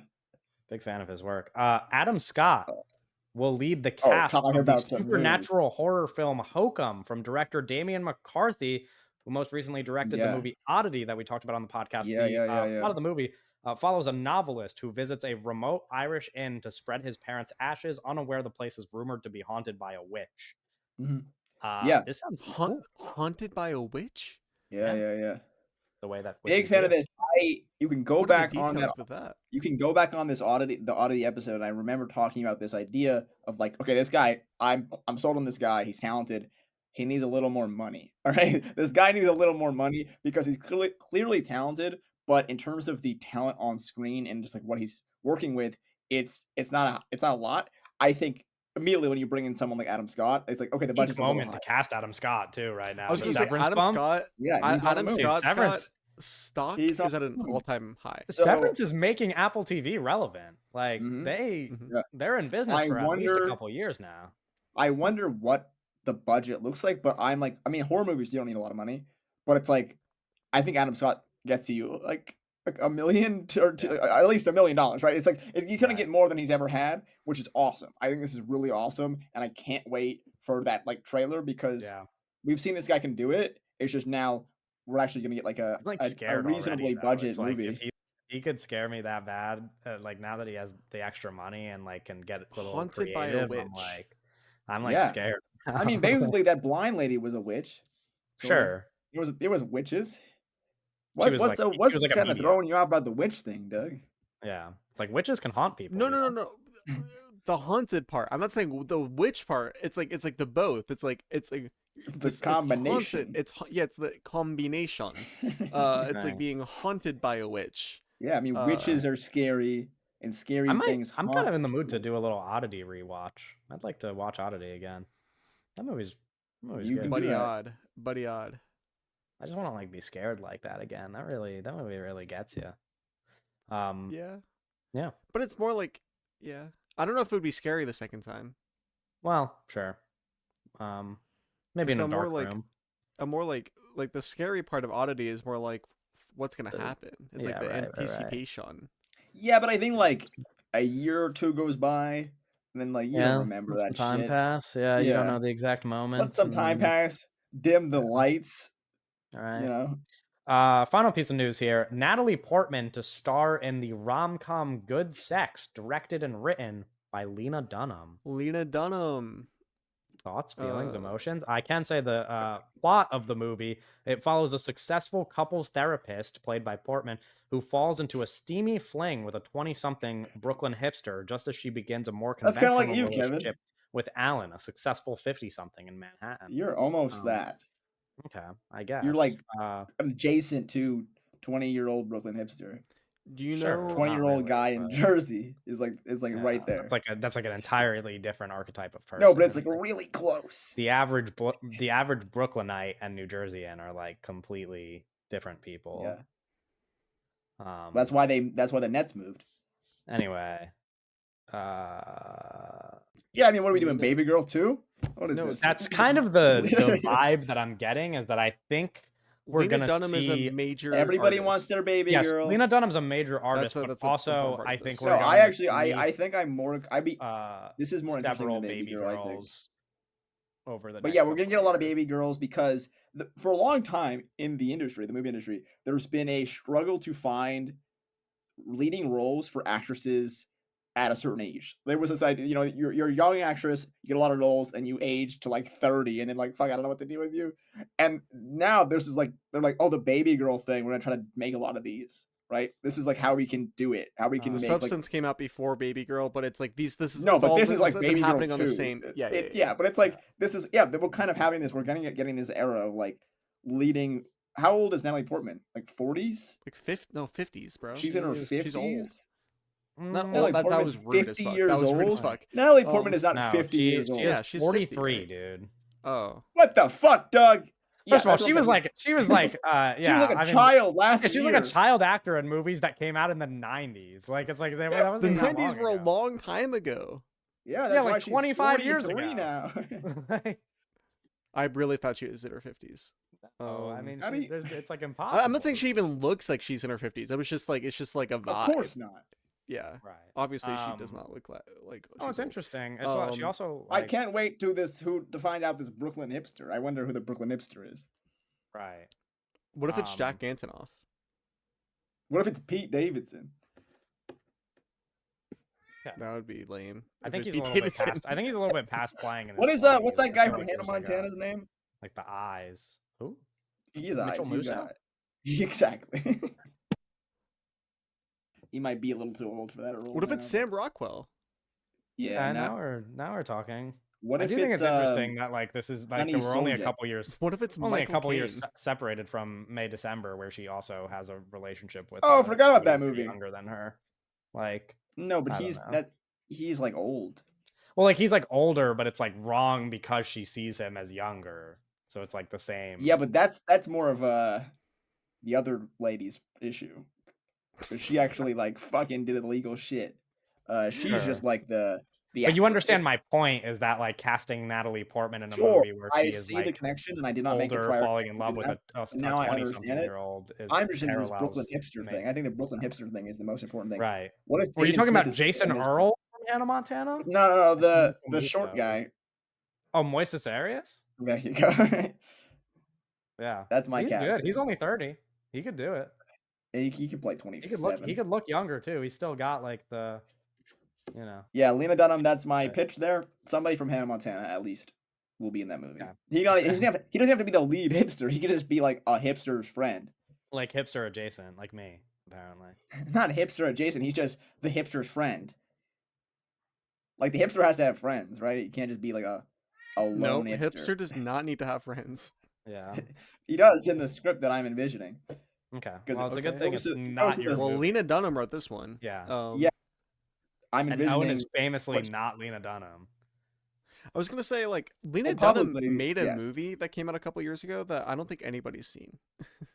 Who? Lena Dunham? I saw Lena Dunham's Yeah. movie that came out last Didn't she year. have a movie that just came out like last year? She didn't direct it. Only starred in Oh. it. It was about the hall. It was basically it was like Oh, well, she directed that movie with Bella Ramsey a couple Yeah, years ago. nobody's seen this movie. my bro. understanding No, of the people Lena watched Dunham this movie that movie. came I out remember last people year talking about it. was just that it was like the worst version of a real pain. The Lena Dunham movie that came out last year was about like her and like Oh. Stephen Fry going to like Or you're talking about Germany. the Bella Ramsey It's like they movie. go to like the concentration camp. Right. No, I remember people talking about this Bella Ramsey movie. It's not nobody saw it. It was like a straight to Prime Video thing. So a If bunch of I go people on watched it. Letterboxd and It less was- than 10 people I follow have seen it, then you're wrong.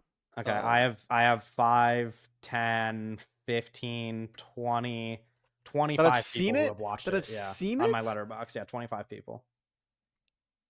Oh damn! Yeah, I have 12 people that have seen it. Okay, on yeah, Letterboxd. Lena- well, there you yeah, people will watch Uh, this movie though because Natalie, famously famous. Right. That True. is true. She is famous. God, you're so that's wise. You have such a way with words, Owen. yeah. Yeah. It's I've all been that reading reading. he's been doing. Yeah. Wait, Lena Dunham was in a movie last year that she didn't write. She just acted in it. That's Yeah, what I'm I telling guess. you. This is what I'm saying. That's like what bizarre Owen as is fuck, describing. actually. Yeah. And they No, that's go to just the- so weird. They That's go so weird. to. It's like zone of interest, sort of.